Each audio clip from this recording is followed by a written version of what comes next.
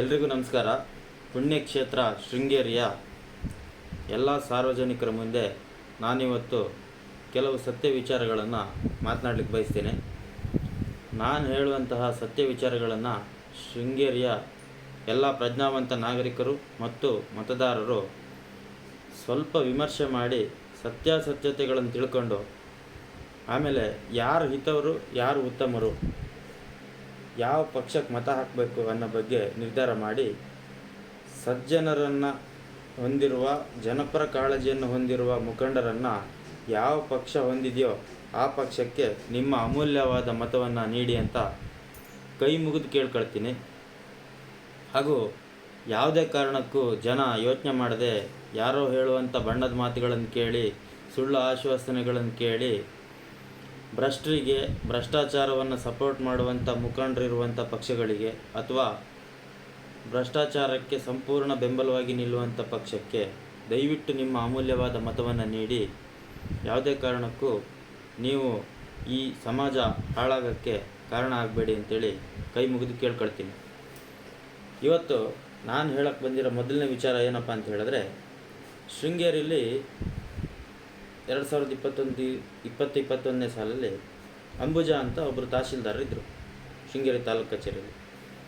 ಆವಾಗ 94C ಹಕ್ಕುಪತ್ರಗಳನ್ನು ಕೊಡೋಕ್ಕೆ ಶುರು ಮಾಡಿದವಾಗ ನಾನು ಶಬರೀಶ್ ಅಂತ, ನಾನು ಕೆಲವೊಂದಷ್ಟು ಮಾಹಿತಿ ಹಕ್ಕು ಕಾರ್ಯಕರ್ತನಾಗಿ ಅವತ್ತಿಂದನೂ ಕೆಲಸ ಮಾಡ್ತಿದ್ದೆ. ಇವತ್ತು ಕೂಡ ಅದನ್ನು ಮುಂದುವರಿಸ್ಕೊಂಡೇ ಬಂದಿದ್ದೀನಿ.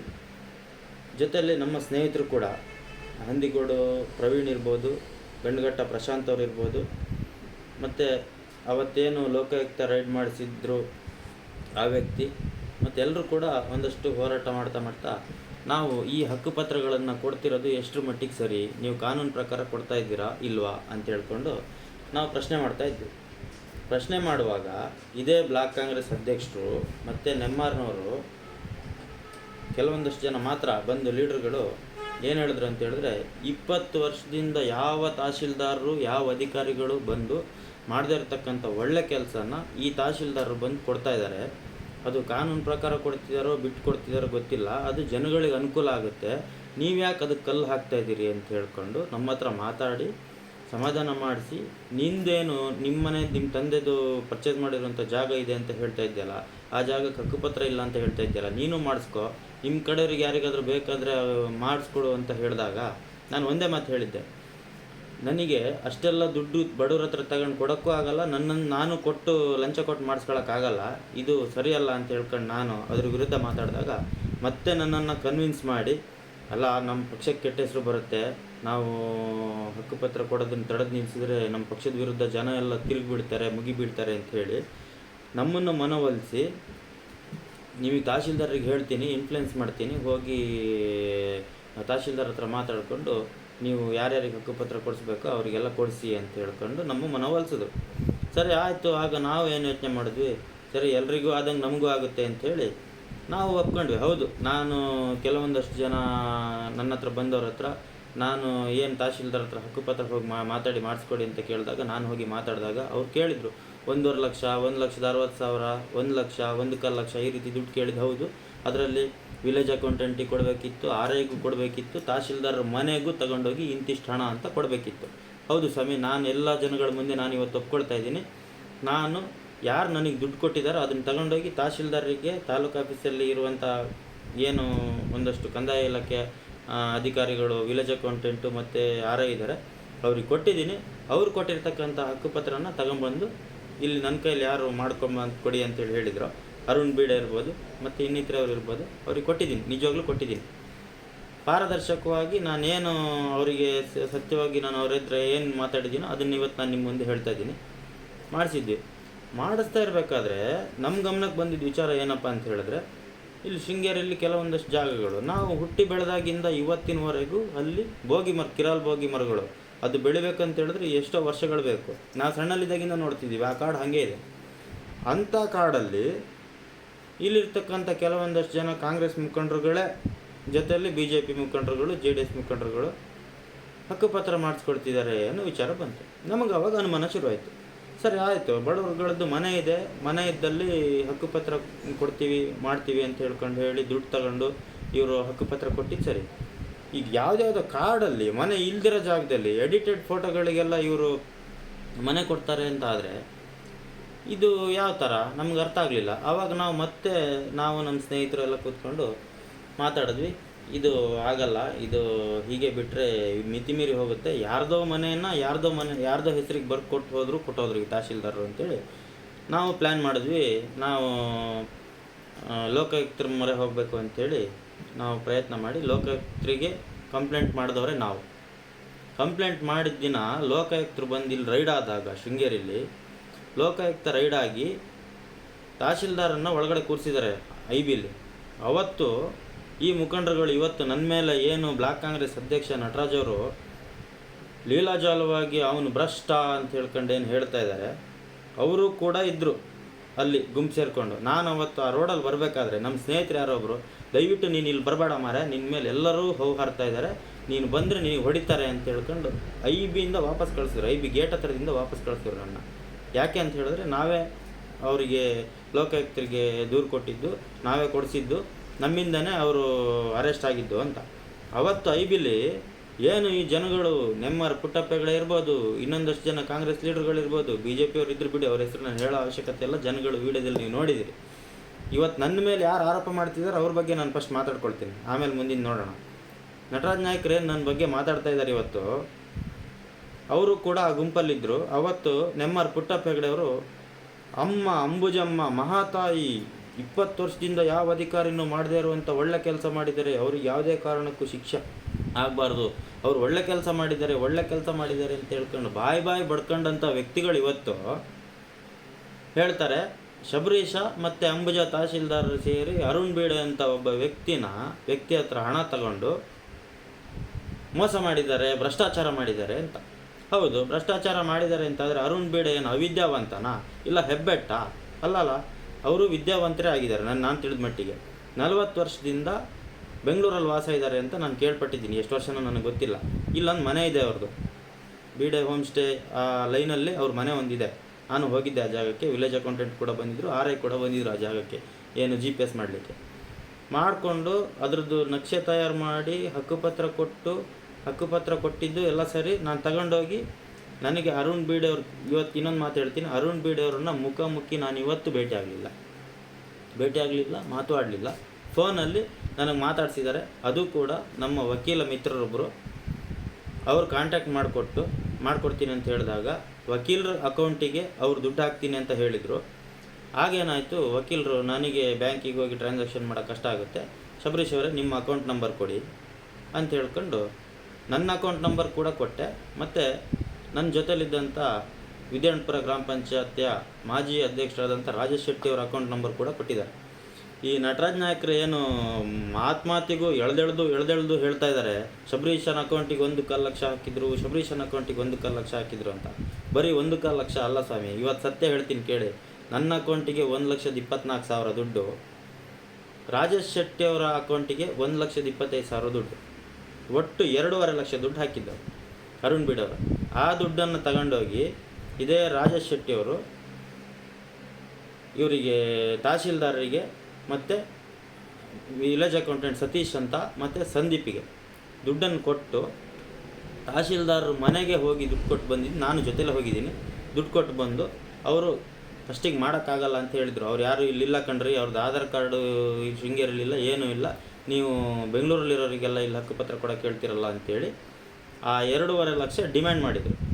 ಯಾಕಂತ ಹೇಳಿದ್ರೆ ಬೇರೆಯವರಿಗೆಲ್ಲ ನಾವು ಇಲ್ಲಿ ಬಡವರುಗಳಿಗೆಲ್ಲ 50-60 ಸಾವಿರ ಕೊಡಿಸಿ, 70 ಸಾವಿರ ಕೊಡಿಸಿ, 90 ಸಾವಿರ ಕೊಡಿಸಿ, 1 ಲಕ್ಷ ಕೊಡಿಸಿ ಮಾತಾಡಿ ಅವ್ರಿಗೆ ಹಕ್ಕುಪತ್ರ ಕೊಡಿಸಿದ್ದು ಉಂಟು. ಅದಕ್ಕೆ ಇದೇ ನಟರಾಜ್ ನಾಯ್ಕರು ಇವರೇ ಹೇಳಿ ಬಡವರಿಗೆಲ್ಲ ಆ ಥರ ಮಾಡಬೇಡ್ರಿ, ನೀವು ಸ್ವಲ್ಪ ಕಮ್ಮಿ ತಗೊಳ್ರಿ ಅಂತ ಹೇಳ್ಕೊಂಡು ಇನ್ಫ್ಲುಯೆನ್ಸ್ ಮಾಡಿದ್ದೆ ಈ ನಟರಾಜ್ ನಾಯ್ಕರು. ಮಾಡಿ ಇವತ್ತು ಅರುಣ್ ಬೀಡೆ ಅವರಿಗೆ ಹಕ್ಕುಪತ್ರ ತಗೊಂಡೋಗಿ ಕೊಟ್ಟಿದ್ದು ನಾನಲ್ಲ, ಅರುಣ್ ಬೀಡೆ ಅವರಿಗೆ ತಗೊಂಡೋಗಿ ಹಕ್ಕುಪತ್ರ ಕೊಟ್ಟವರು ವಕೀಲ ಮಿತ್ರರು. ನಾವೇನು ಮಾಡಿದೆ, ಹಕ್ಕುಪತ್ರ ನಮ್ಮ ಕೈಗೆ ಸಿಕ್ಕಿದ ತಕ್ಷಣ ರಾಜೇಶ್ ಶೆಟ್ಟಿ ಅವ್ರು ತಗೊಂಡೋಗಿ, ನಾನು ರಾಜೇಶ್ ಶೆಟ್ಟಿ ಅವರು ಇಬ್ಬರು ಒಟ್ಟಿಗೆ ತಗೊಂಡೋಗಿ ವಕೀಲರ ಆಫೀಸಲ್ಲಿ ಕೊಟ್ವಿ. ಆ ವಕೀಲರು ಅರುಣ್ ಬೀಡೆ ಅವರಿಗೆ ತಲುಪಿಸಿದ್ರು. ಈ ಅರುಣ್ ಬೀಡೆ ಏನು ಮಾಡ್ದ, ಹೋಗಿ ಮೆಣಸೆ ಗ್ರಾಮ ಪಂಚಾಯತಿಗೆ ಹಕ್ಕುಪತ್ರಕ್ಕೆ ಈ ಸೊತ್ತು ದಾಖಲು ಮಾಡಿಕೊಡಿ ಅಂತ ಅರ್ಜಿ ಕೊಟ್ಟರು.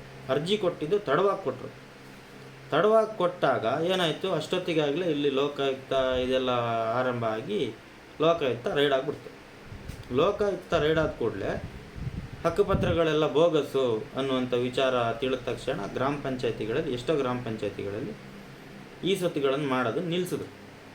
ಈ ಸೊತ್ತು ಮಾಡೋದು ನಿಲ್ಲಿಸಿದ ಕೂಡಲೇ ಈ ಸೊತ್ತು ನಮ್ದು ಆಗ್ತಿಲ್ಲ, ಇದು ಬೋಗಸ್ ಹಕ್ಕುಪತ್ರ ಅಂತೆ, ನಮ್ಮ ಹಣ ನಮಗೆ ವಾಪಸ್ ಕೊಡಿ ಅಂತ ಕೇಳಿದ್ರು.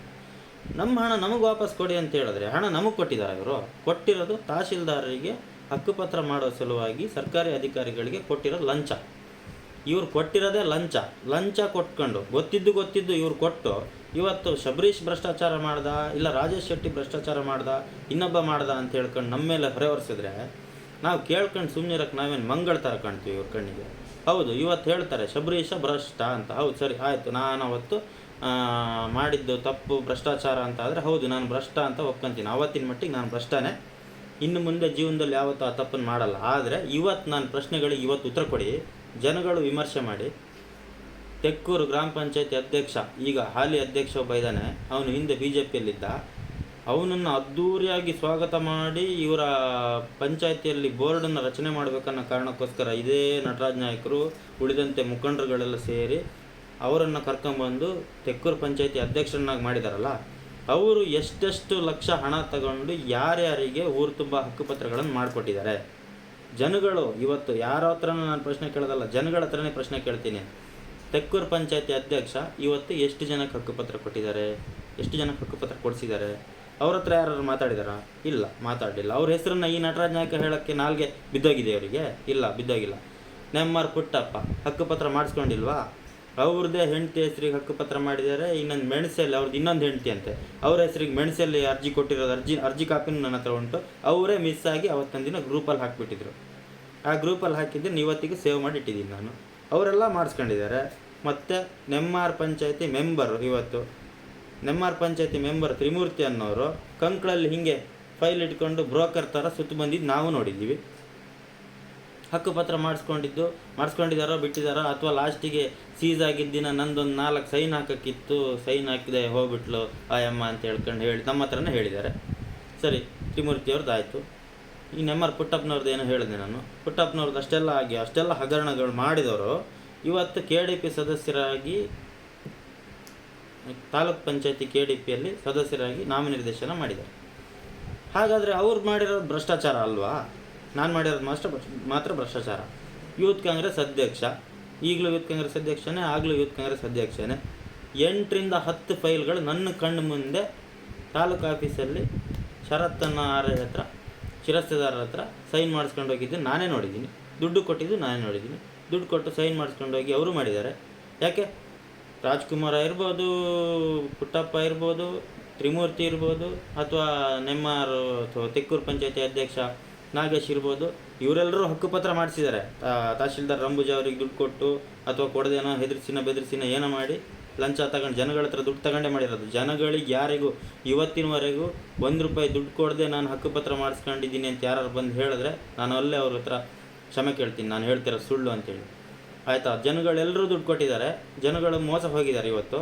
ಆದರೆ ಅವತ್ತು ತಹಶೀಲ್ದಾರ್ ರಂಬುಜಾ ಮಾಡಿದ್ದೇ ಸರಿ, ಇವ್ರು ಜನಗಳು ಮಾಡಿದ್ದೇ ಸರಿ ಅಂತ ಹೇಳ್ಕೊಂಡು ಹೇಳಿದವರು ಇವತ್ತು ಚುನಾವಣೆ ಬಂತು, ಶಬರೀಶ ಚುನಾವಣೆಗೆ ನಿಂತಿದ್ದಾನೆ ಅನ್ನೋ ಕಾರಣಕ್ಕೋಸ್ಕರ, ಇವ್ರನ್ನೆಲ್ಲ ವಿರೋಧಿಸಿ ಮಾತಾಡ್ತಿದ್ದಾನೆ ಅನ್ನೋ ಕಾರಣಕ್ಕೋಸ್ಕರ ಶಬರೀಶ್ ಸರಿ ಇಲ್ಲ, ಶಬರೀಶ್ ಒಬ್ಬ ಭ್ರಷ್ಟ ಅಂತ ಹೇಳ್ಕೊಂಡು ಇವ್ರು ಹೇಳ್ತಾರಲ್ಲ.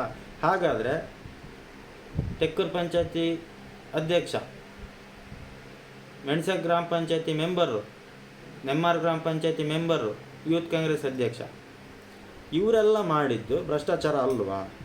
ಅಥವಾ ಇವರೆಲ್ಲ ನಟರಾಜ್ ನಾಯಕರಿಗೆ ಜಾತಿ ಮಕ್ಕಳು ಅಂಥೇಳಿ ಅವ್ರು ಮಾಡಿರೋ ಭ್ರಷ್ಟಾಚಾರನೆಲ್ಲ ಮುಚ್ಚಿಟ್ಟು ನಾನೊಬ್ಬ ಪರಿಶಿಷ್ಟ ಜಾತಿಯವನು SC ಅನ್ನೋ ಕಾರಣಕ್ಕೋಸ್ಕರ, ನನಗೆ ಯಾವುದೇ ಜಾತಿ ಬಲ ಇಲ್ಲ ಅನ್ನೋ ಕಾರಣಕ್ಕೋಸ್ಕರ ಇವ್ರು ಮಾಡಿರೋ ಎಲ್ಲ ಭ್ರಷ್ಟಾಚಾರವನ್ನು ತಗೊಂಬಂದು ನನ್ನ ತಲೆ ಮೇಲೆ ಕಟ್ಟಿ ಶಬರೀಶ ಸರಿ ಇಲ್ಲ ಅಂತ ಹೇಳ್ಕೊಂಡು ಶಬರೀಶನ ಊರಿಂದ ಬಹಿಷ್ಕಾರ ಹಾಕುವಂಥ ವ್ಯವಸ್ಥೆ, ಷಡ್ಯಂತ್ರ ನಡೀತಾ ಇದೆಯಾ?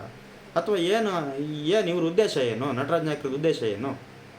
ಇವ್ರು ಮಾಡಿರೋ ತಪ್ಪನ್ನು ನಾನು ಪ್ರಶ್ನೆ ಕೇಳಿದ್ದೀನಿ. ಹೌದು, ಅವತ್ತು ನರ್ತಕಿ ನಟೇಶ ಅನ್ನೋರು ಏನಿದ್ದಾರೆ, ಅವ್ರ ಹೆಂಡತಿ ಹೆಸರಲ್ಲಿ 2001-2ನೇ ಇಸ್ವಿಲಿ 2002-3ನೇ ಇಸ್ವಿಲಿ ಐ ಥಿಂಕ್ ಒಂದು ಹಕ್ಕುಪತ್ರ ತಗೊಂತಾರೆ. ಅದಕ್ಕಿಂತ ಮುಂಚೆನೇ ಅವರು ಜಿಯಾ ಅಹಮದ್ ಅನ್ನೋ ಒಬ್ಬರು ಮುಸ್ಲಿಂ ವ್ಯಕ್ತಿ ಹತ್ರ ಒಂದು ಮನೆದಳ ಜಾಗನ ಪರ್ಚೇಸ್ ಮಾಡಿ ಅದರಲ್ಲಿ ನರ್ತಕಿ ಬಾರ್ ಆ್ಯಂಡ್ ರೆಸ್ಟೋರೆಂಟ್ ಅಂತ ನಡೆಸ್ತಾ ಇದ್ದು ಒಂದು 5-10 ವರ್ಷ ಆಗಿರ್ಬೋದೇನೋ, ಆವಾಗ ನಾನು ಹುಟ್ಟಿರಲಿಲ್ಲ. ಆಮೇಲೆ 2002-2003 ಅವ್ರ ಹೆಂಡತಿ ಸುಜಾತ ಅನ್ನೋರ ಹೆಸರಲ್ಲಿ ಒಂದು ಹಕ್ಕುಪತ್ರ ತಗೊಂತಾರೆ. ಆ ಹಕ್ಕುಪತ್ರ ತಗೊಂಡಿರೋ ಹಕ್ಕುಪತ್ರಕ್ಕೆ ಈ ಸೊತ್ತು ಎಲ್ಲ ಮಾಡಿಸ್ಕೊಂಡು ಎಲ್ಲ ಓಕೆ ಮಾಡಿಸ್ಕೊಂಡಿದ್ದಾರೆ. ಒಂದು ಹಕ್ಕುಪತ್ರ 94CL ಏನು ತಗೊಂಡಿದ್ದಾರೆ. ಒಂದು 94CL ಹಕ್ಕುಪತ್ರ ತಗೊಳ್ಬೇಕಾದ್ರೆ ಇವ್ರು ನಟರಾಜ್ ನಾಯ್ಕರು ಹೇಳಿದ್ರು ಮೊನ್ನೆ, ಇವರು ಅಪ್ಪನ ಹೆಸರಲ್ಲಿ, ಅಮ್ಮನ ಹೆಸರಲ್ಲಿ, ಹೆಂಡತಿ ಹೆಸರಲ್ಲಿ ಅಂತ. ಹಾಗಾದರೆ ಏನರ್ಥ? ಒಬ್ಬರ ಹೆಸರಲ್ಲಿ ಹಕ್ಕುಪತ್ರ ಅವ್ರ ಮನೆಯವ್ರು ಯಾರ್ದೋ ಒಬ್ಬರ ಹೆಸರಲ್ಲಿ ಇದೆ ಅಂದಮೇಲೆ ಅವ್ರಿಗೆ ಮತ್ತೊಂದು ಹಕ್ಕುಪತ್ರ ತಗೊಳ್ಳೋಕ್ಕೆ ಅರ್ಹತೆ ಇಲ್ಲ. ಆದರೆ ಇವರು ಬೇಕಾದಷ್ಟು ಜಮೀನು, ವೈನ್ ಶಾಪು, ಪರ್ಚೇಸ್ ಮಾಡಿರುವಂಥ ಜಾಗ ಎಲ್ಲದೂ ಇದ್ದಂತೆಯೇ ಆ ಬಿಲ್ಡಿಂಗ್ ಪಕ್ಕದಲ್ಲೇ ಇರುವಂಥ ಸರ್ಕಾರಿ ಜಾಗಕ್ಕೆ ಒಂದು ಹಕ್ಕುಪತ್ರ ತಗೊಂತಾರೆ ಸುಜಾತ ಅನ್ನೋರ ಹೆಸರಲ್ಲಿ. ಅದಾದಮೇಲೆ ಹಾಗೆ ಮುಂದುವರಿದಂತೆ 2015-16 ಮತ್ತೊಂದು ಹಕ್ಕುಪತ್ರ ತಗೊಂತಾರೆ ಹಿಂದ್ಗಡೆ ಜಾಗಕ್ಕೆ. ಇವತ್ತೇನು ಬಿಲ್ಡಿಂಗ್ ಕಟ್ಟಿದ್ದಾರೆ ಶುಭೋದಯ ಲಾಡ್ಜ್ ಅಂತೇಳಿ, ಅದಕ್ಕೆ. ನನಗೆ ಬಂದಿರೋ ಮಾಹಿತಿ ಪ್ರಕಾರ ಪ್ರವಾಸೋದ್ಯಮ ಇಲಾಖೆಯಿಂದ ಎಷ್ಟೋ ಕೋಟಿ ಇದನ್ನು ಸಬ್ಸಿಡಿ ತಗೊಂಡಿದ್ದಾರೆ ಅಂತ, ಅದ್ರ ಮಾಹಿತಿಗಳು ಎಲ್ಲ ನನ್ನ ಹತ್ರ ಇದ್ದಾವೆ. ನಾನು ಅದನ್ನು ಸಂಬಂಧಪಟ್ಟ ಸಕ್ಷಮ ಪ್ರಾಧಿಕಾರಗಳಿಗೆ ಕಂಪ್ಲೇಂಟ್ ಮಾಡಿದ್ದೀನಿ. ನಾಳೆ ಅದ್ರದ್ದು ತೀರ್ಮಾನ ಏನು ಅಂತ ಹೇಳ್ಕೊಂಡು ಆಗುತ್ತೆ, ಅದ್ರ ಬಗ್ಗೆ ನಾನು ಹೇಳ್ತಾ ಇಲ್ಲ. ಆದರೆ ಇವತ್ತು ಈ ವಿಚಾರ ನಿಮ್ಮ ಹತ್ರ ಯಾಕೆ ಪ್ರಸ್ತಾಪ ಮಾಡಿದೆ ಅಂತ ಹೇಳಿದ್ರೆ, ಇದೇ ನಟೇಶ್ ಅವ್ರ ಮೇಲೆ ಹೋಗಬೇಕು ಅಂತ ನನಗೆ ಹುರಿದುಂಬಿಸಿದ್ದೇ ಇದೇ ನಟರಾಜ್ ಅವರಿಗೆ ಈ ವಿಚಾರದಲ್ಲಿ ತುಂಬ ಖುಷಿ ಇತ್ತು. ಯಾಕಂತ ಹೇಳಿದ್ರೆ, ನೆಕ್ಸ್ಟು ಜಿಲ್ಲಾ ಪಂಚಾಯತಿ ಚುನಾವಣೆಯಲ್ಲಿ ಜನರಲ್ ಕ್ಯಾಟಗರಿ ಏನಾದ್ರು ಅನೌನ್ಸ್ ಆದರೆ BJPಯಿಂದ ನಟೇಶ್ ಅವ್ರು ಕ್ಯಾಂಡಿಡೇಟ್ ಹಾಕ್ತಾರೆ. ಆವಾಗ ನಟರಾಜ್ ಅವರಿಗೂ ಜಿಲ್ಲಾ ಪಂಚಾಯತಿಯಿಂದ ಕ್ಯಾಂಡಿಡೇಟ್ ಆಗಬೇಕು ಅಂತ ಆಸಕ್ತಿ ಇತ್ತು. ಈಗಲೂ ತುದಿಗಾಲಲ್ಲಿ ನಿಂತಿದ್ದಾರೆ. ನಾನು ಜಿಲ್ಲಾ ಪಂಚಾಯತಿ ಕ್ಯಾಂಡಿಡೇಟ್ ಆಗಬೇಕು, ಬ್ಲಾಕ್ ಕಾಂಗ್ರೆಸ್ ಅಧ್ಯಕ್ಷ ಸ್ಥಾನದಿಂದ ಇಳಿಬೇಕು ಅನ್ನೋದೇ ನಟರಾಜ್ ಅವ್ರ ಉದ್ದೇಶ. ಹಾಗಾಗಿ ಜಿಲ್ಲಾ ಪಂಚಾಯತಿ ಎಲೆಕ್ಷನ್ ಬರೋವರೆಗೆ ನಾನು ಬ್ಲಾಕ್ ಕಾಂಗ್ರೆಸ್ ಅಧ್ಯಕ್ಷ ಸ್ಥಾನದಿಂದ ಇಳಿಯಲ್ಲ ಅಂತ ಹಠ ಕಟ್ಟಿ ಕೂತಿರೋದು. ಯಾಕಂತ ಹೇಳಿದ್ರೆ, ಒಬ್ಬ ಮನುಷ್ಯ 3 ವರ್ಷ, ನನಗೆ ಗೊತ್ತಿಲ್ಲ, ನಾನು ಕಾಂಗ್ರೆಸ್ ಪಕ್ಷದಲ್ಲಿ ಕೆಲಸ ಮಾಡಿದವನು, ನನಗೆ 3 ವರ್ಷ ಒಂದು ಅವಧಿ ಅಂತ, ಒಂದು ಟರ್ಮು 3 ವರ್ಷ. 3 ವರ್ಷ ಮುಗಿದ ಮೇಲೆ ಅವರಾಗೆ ರಾಜೀನಾಮೆ ಕೊಡಬೇಕು, ಇಲ್ಲ ಪಕ್ಷದವರು ಅವ್ರ ಹತ್ರ ರಾಜೀನಾಮೆ ಕೊಡಿಸಿ ಇನ್ನೊಬ್ಬ ಯೋಗ್ಯ ವ್ಯಕ್ತಿನ ಬೆಳೀಲಿಕ್ಕೆ ಅವಕಾಶ ಮಾಡಿಕೊಡ್ಬೇಕು, ಪಕ್ಷ ಬೆಳೆಸಲಿಕ್ಕೆ ಅವ್ರನ್ನ ಆಯ್ಕೆ ಮಾಡಬೇಕು. ಅದಕ್ಕೆ ಇವರೇನು ಹಳೆ ಅಧ್ಯಕ್ಷರು ಇರ್ತಾರೆ, ಅವ್ರು ಸಪೋರ್ಟ್ ಮಾಡ್ಕೊಂಡು ಹೋಗಬೇಕು. ಇದು ಪಕ್ಷದ ಒಂದು ಬೈಲ ಇರುತ್ತೆ, ಅದರಲ್ಲಿ ಮಾಡ್ತಾಯಿರ್ತಾರೆ. ಇವರು 3 ವರ್ಷ ಹೋಗಿ 6 ವರ್ಷ ಆಯಿತು, 6 ವರ್ಷ 9 ವರ್ಷ ಆಯಿತು, ಈಗ 10 ವರ್ಷ ಅಂತ ಮೊನ್ನೆ ಒಂದು ಸ್ಟೇಟ್ಮೆಂಟಲ್ಲಿ ಹೇಳ್ತಾರೆ, 10 ವರ್ಷದಿಂದ ನಾನು ಅಧ್ಯಕ್ಷ ಆಗಿದ್ದೀನಿ, ಮಾಡಿದ್ದೀನಿ. ಸರಿ, ಮಾಡಲಿ, ನಾನು ಅದನ್ನು ಬೇಡ ಅಂತ ಹೇಳಲ್ಲ.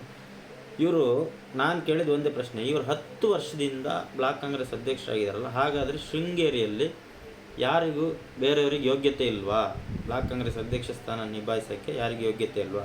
ಪಕ್ಷ ಯಾಕೆ ಅಧ್ಯಕ್ಷರನ್ನು ಬದಲಾವಣೆ ಮಾಡ್ತಾ ಇಲ್ಲ ಅನ್ನೋದು ಒಂದು ಪ್ರಶ್ನೆ ಕೇಳಿದೆ ನಾನು. ಅವಾಗಿಂದ ನನ್ನ ಮೇಲೆ ಅವರಿಗೆ ಆಗ್ತಾ ಇರಲಿಲ್ಲ. DK ಶಿವಕುಮಾರ್ ಅವರು ಒಂದು ಸರಿ ಶೃಂಗೇರಿ ಮಠಕ್ಕೆ ಬಂದಿದ್ದರು. ಆವಾಗ ನಾನು ಹೋಗಿ DK ಶಿವಕುಮಾರ್ ಅವರಿಗೆ ಬೈ ಹ್ಯಾಂಡ್ ನಾನು ಲೆಟ್ರ್ ಕೊಟ್ಟಿದ್ದೆ, ಇವ್ರನ್ನ ಬದಲಾವಣೆ ಮಾಡಬೇಕು ಅಂತ. ಆವಾಗಿಂದನೂ ನನಗೆ ನಟರಾಜ್ ನಾಯ್ಕರನ್ನ ಕಂಡ್ರೆ ನನ್ನನ್ನು ಕಂಡ್ರೆ ನಟರಾಜ್ ನಾಯ್ಕರಿಗೆ ಆಗ್ತಾನೇ ಇರಲಿಲ್ಲ ಪ್ರತಿಯೊಂದು ವಿಚಾರಕ್ಕೂ. ನಾನು ಪಕ್ಷ ಕಾಂಗ್ರೆಸ್ ಪಕ್ಷ, ರಾಜೇಗೌಡರು ಒಳ್ಳೆಯವರು, ಸಿದ್ದರಾಮಯ್ಯನವರು, DK ಶಿವಕುಮಾರ್ ಅವರು ಒಳ್ಳೆಯವರು ಅನ್ನೋ ಕಾರಣಕ್ಕೋಸ್ಕರ ನಾನು ಒಂದಷ್ಟು ಎಲ್ಲದನ್ನು ಸಹಿಸ್ಕೊಂಡು ಕೆಲಸ ಮಾಡ್ತಾ ಬಂದೆ. ಲಾಸ್ಟ್ ಟೈಮು ಚುನಾವಣೆಯಲ್ಲಿ ರಾಜೇಗೌಡರು ಚುನಾವಣೆ 2ನೇ ಟರ್ಮು ಚುನಾವಣೆಯಲ್ಲಿ ನನಗೆ ಸುಮಾರು ಜನ ಬಂದು ಕೇಳಿದ್ರು, ನಮ್ಮ ಪಕ್ಷಕ್ಕೆ ಬಾ ಅಂತ ಹೇಳ್ಕೊಂಡು ಆಮ್ ಆದ್ಮಿಯವ್ರು ಕರೆದ್ರು, ಎಲ್ಲರೂ ಹೇಳಿದ್ರು. ಅವಾಗ ನಾನು ಹೇಳಿದ್ದೆ, ರಾಜನ್ ಅವ್ರ ಹತ್ರ ಪರ್ಸ್ನಲಾಗಿ ಹೇಳಿದ್ದೆ, ನಾನು ಅಣ್ಣ ಇದೊಂದು ಎಲೆಕ್ಷನ್ ಮುಗಿಯೋ ತನಕ ನಾನು ಬಿಟ್ಬಿಡಿ, ನಾನು ಕಾಂಗ್ರೆಸ್ ಪಕ್ಷ ಬಿಟ್ಟು ಬರಲ್ಲ. ಎಲೆಕ್ಷನ್ ಮುಗಿದ್ಮೇಲೆ ನಾನು ಕಾಂಗ್ರೆಸ್ ಪಕ್ಷದಲ್ಲಿ ಮುಂದುವರೆಯಲ್ಲ, ನನಗೆ ಸಾಕಾಗಿದೆ, ನನಗೂ ಇಲ್ಲಿ ಬೆಲೆ ಇಲ್ಲ ಅಂತ ಹೇಳ್ಕೊಂಡು MLA ಎಲೆಕ್ಷನ್ಗಿಂತ ಮುಂಚೆನೇ ನಾನು ಹೇಳ್ಕೊಂಡಿದ್ದೆ. ಅದಾದಮೇಲೆ ಅಧಿಕಾರ ಸಿಕ್ಕಿದೆ, ಇನ್ನೇನಾದರೂ ಒಳ್ಳೆ ರೀತಿಲಿ ಇರ್ತಾರೇನೋ ಅಂತ ಹೇಳ್ಕೊಂಡು ನಾನು ಸ್ವಲ್ಪ ದಿನ ತಡ್ಕೊಂಡೆ. ಆಗಲೂ ಇವ್ರದ್ದೇನು ಬದಲಾವಣೆ ಏನು ಕಾಣಲಿಲ್ಲ. ನಾನು ಕೇಳಿರೋದು ಇಷ್ಟೇ ವಿಚಾರ. ನಾನೇನು ಕೇಳಿದೆ ಅಂತ ಹೇಳಿದ್ರೆ, ನಮ್ಮ ಮನೆ ಹತ್ರ ಬಾಬು ಶೆಟ್ರು ಅಂತ ಒಬ್ರದ್ದು ಮನೆ ಪಕ್ಕದಲ್ಲಿ ನಮ್ಮ ತಂದೆದೊಂದು ಸೈಟ್ ಇದೆ. ಆ ಸೈಟನ್ನು ನಮ್ಮ ತಂದೆ 25 ವರ್ಷದ ಹಿಂದೆ, ಅಂದರೆ ನಾನು ಸಣ್ಣ ಮಗು ಇರುವಾಗ ನಮ್ಮ ತಂದೆ ಮತ್ತು ಅವ್ರ ತಂದೆ ಇಬ್ಬರು ಸೇರಿ ಖರೀದಿ ಮಾಡಿದ್ದು. ನಮ್ಮ ಅಜ್ಜನಿಗೆ ಇಬ್ಬರು ಗಂಡು ಮಕ್ಕಳು, ನನ್ನ ತಂದೆ ಮತ್ತು ಇನ್ನೊಬ್ಬರು. ನನ್ನ ತಂದೆಗೆ ಒಂದು ಮನೆ ಮಾಡಿಕೊಡ್ಬೇಕು ಅಂತೇಳಿ ಖರೀದಿ ಮಾಡಿದ್ದು. ಖರೀದಿ ಮಾಡುವಾಗ ಅವ್ರಿಗೆ ಏನಾಗಿತ್ತು ಅಂದರೆ, ನಮ್ಮ ತಂದೆ, ಅಜ್ಜ, ಮುತ್ತಜ್ಜ ಎಲ್ಲರೂ ಕೂಡ ಕಲ್ಲು ಕೆಲಸ ಮಾಡುವಂಥ ಕಲ್ಲು ಹೊಡ್ರು. ಅವರಿಗೆ ವಿದ್ಯಾಭ್ಯಾಸ ಇರಲಿಲ್ಲ. ವಿದ್ಯಾಭ್ಯಾಸ ಇಲ್ಲದೇ ಇರೋ ಕಾರಣದಿಂದ ಅವರು ಖರೀದಿ ಮಾಡಿ ಏನು ಈ ಸ್ಟಾಂಪ್ ಪೇಪರ್ ಚಾಪ ಕಾಗದದಲ್ಲಿ ಅವ್ರ ಹತ್ರ ಬರೆಸ್ಕೊಂಡು ಹೆಬ್ಬೆಟ್ಟು ಒತ್ತಿಸ್ಕೊಂಡಿದ್ದಾರೆ ಬಿಟ್ಟರೆ ಅದನ್ನು ರಿಜಿಸ್ಟ್ರ್ ಮಾಡಲಿಲ್ಲ. ರಿಜಿಸ್ಟ್ರ್ ಆಫೀಸಲ್ಲಿ ರಿಜಿಸ್ಟ್ರ್ ಮಾಡಬೇಕು ಅನ್ನುವಂಥ ಒಂದು ಸಾಮಾನ್ಯ ಜ್ಞಾನ ಅಥವಾ ಏನು ಹೇಳ್ತೀವಿ ಅದಕ್ಕೆ ಇಲ್ಲ, ಅದು ಇರಲಿಲ್ಲ. ಹಾಗಾಗಿ ಅವರು ರಿಜಿಸ್ಟ್ರ್ ಮಾಡ್ಕೊಂಡಿರಲಿಲ್ಲ. 25 ವರ್ಷದಿಂದನೂ ನಮ್ಮ ತಂದೆ ಹೆಸರಲ್ಲಿ ಕಂದಾಯ ಬದಲಾವಣೆ ಆಗಿತ್ತು. ಮಂಡಲ ಪಂಚಾಯತಿ, ಗ್ರಾಮ ಪಂಚಾಯತಿ ಅಂತ ಆದಮೇಲೆ ಮಂಡಲ ಪಂಚಾಯತಿಲೇ ಬದಲಾವಣೆ ಆಗಿತ್ತು. ಕಂದಾಯ, ಕರೆಂಟ್ ಬಿಲ್ಲು, ನೀರಿನ ಬಿಲ್ಲು ಎಲ್ಲ ನಮ್ಮ ತಂದೆ ಹೆಸರಲ್ಲಿತ್ತು. ಆಮೇಲೆ ಕ್ರಮೇಣ ಅವರಿಗೆ ಬೇರೆ ಯಾವುದಕ್ಕೂ ಬ್ಯಾಂಕ್ ಲೋನಿಗಾಗಲಿ ಇನ್ನೊಂದಕ್ಕಾಗಲಿ ಟ್ರೈ ಮಾಡಿದ್ರೆ ಅದು ಯಾವುದೂ ಆಗ್ತಿರಲಿಲ್ಲ. ಆಮೇಲೆ ನನಗೆ ಬುದ್ಧಿ ಬಂದ ಮೇಲೆ, ತಿಳುವಳಿಕೆ ಬಂದ ಮೇಲೆ ನಾನೇನು ಮಾಡಿದೆ, ಪ್ರಯತ್ನ ಮಾಡಿದೆ ಅದನ್ನು ರಿಜಿಸ್ಟ್ರ್ ಮಾಡಬೇಕು ಅಂತ.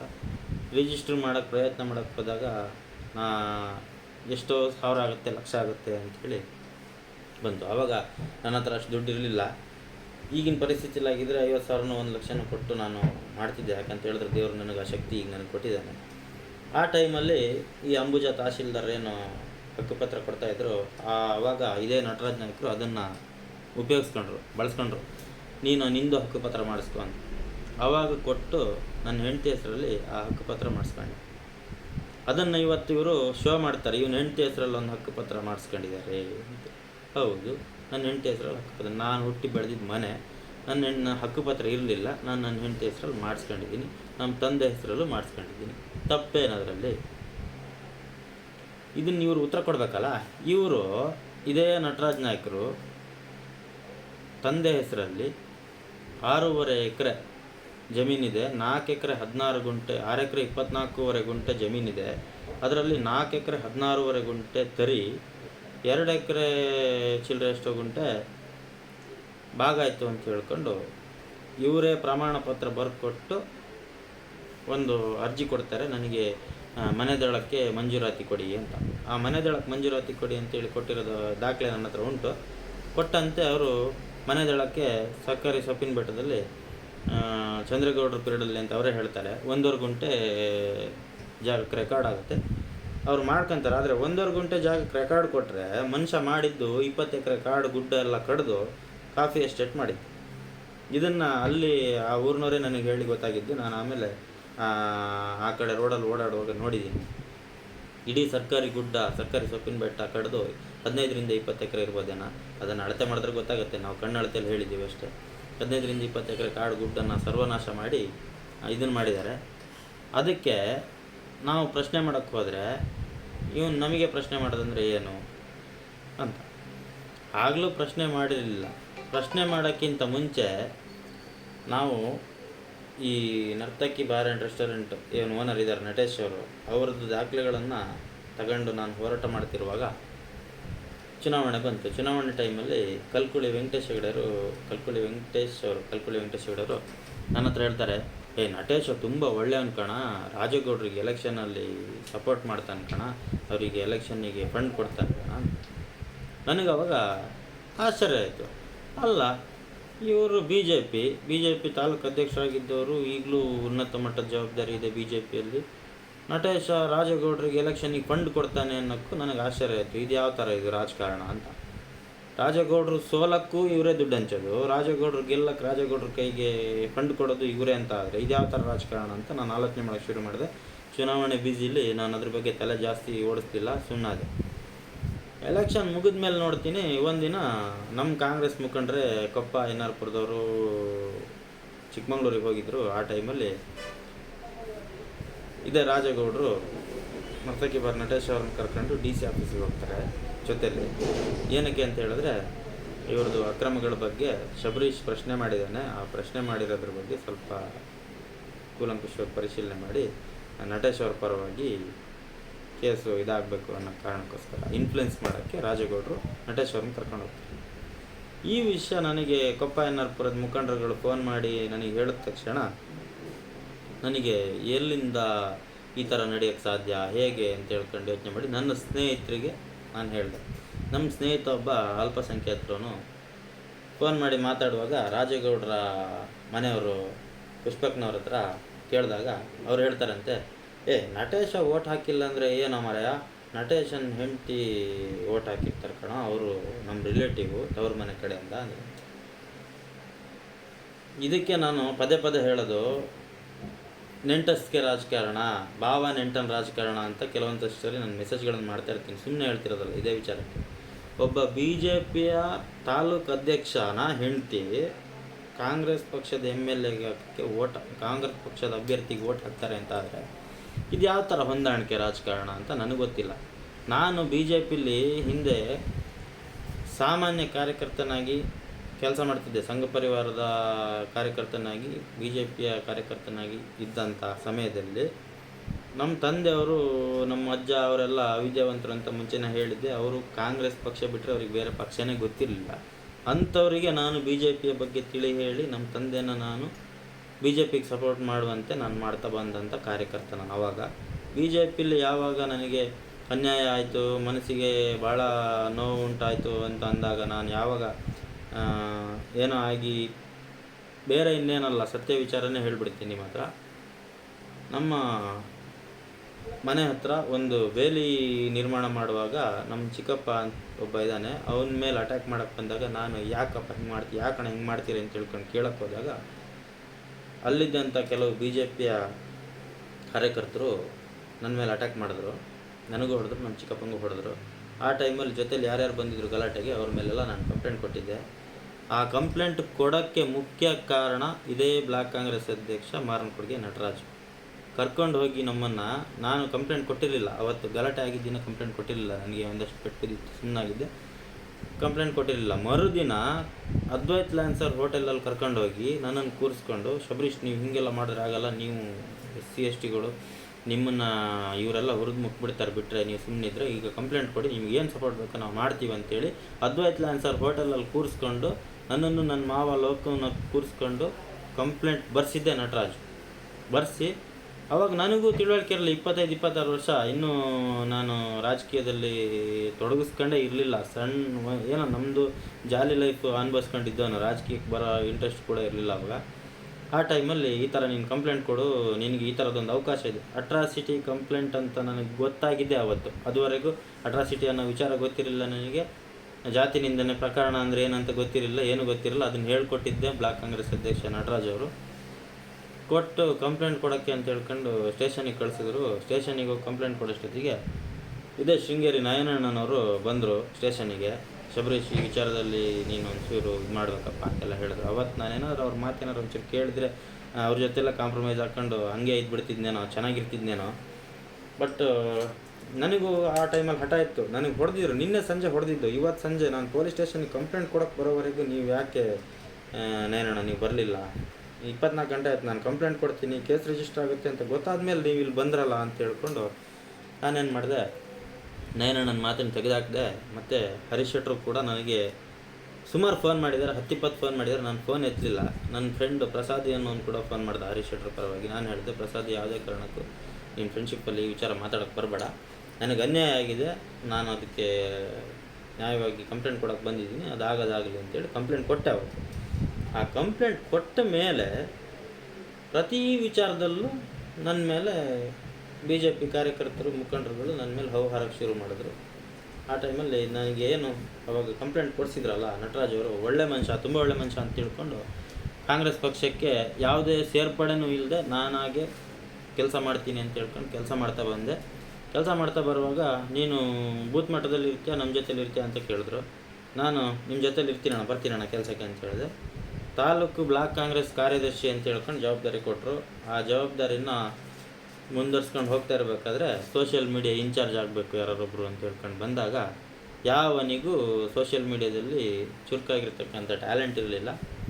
ನನಗೆ ಟ್ಯಾಲೆಂಟ್ ಇತ್ತು ಅನ್ನೋ ಕಾರಣಕ್ಕೋಸ್ಕರ ಎಲ್ಲರೂ ನನ್ನನ್ನು ಆಯ್ಕೆ ಮಾಡಿದ್ರು. ನೀನೇ ಆಗಬೇಕು ಶಬರಿ ಅಂತೇಳಿ ನನ್ನನ್ನು ಸೋಷಿಯಲ್ ಮೀಡಿಯಾದಲ್ಲಿ ಆಯ್ಕೆ ಮಾಡಿದ್ರು.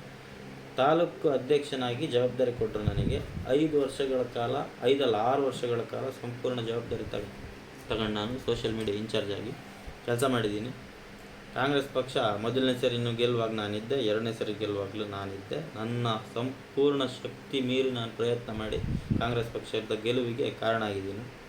ಆದರೆ ಇವತ್ತು ನನ್ನ ಪರಿಸ್ಥಿತಿ ಏನಾಗಿದೆ ಅಂತ ಹೇಳಿದ್ರೆ, ನಿಯತ್ತಾಗಿ ನಿಷ್ಠೆಯಿಂದ ಕೆಲಸ ಮಾಡಿದ್ದಕ್ಕೆ ಇವತ್ತು ಕಾಂಗ್ರೆಸ್ ಪಕ್ಷದ ಪಕ್ಷ ವಿರೋಧಿ ಚಟುವಟಿಕೆ ಮಾಡಿದ್ದೇನೆ ಅನ್ನೋ ಕಾರಣಕ್ಕೋಸ್ಕರ ನನ್ನನ್ನು ಪಕ್ಷದಿಂದ ಉಚ್ಚಾಟನೆ ಮಾಡಿದ್ದೀನಿ ಅಂತ ಇದೇ ನಟರಾಜ್ ನಾಯಕ ಸ್ಟೇಟ್ಮೆಂಟ್ ಕೊಡ್ತಾನೆ.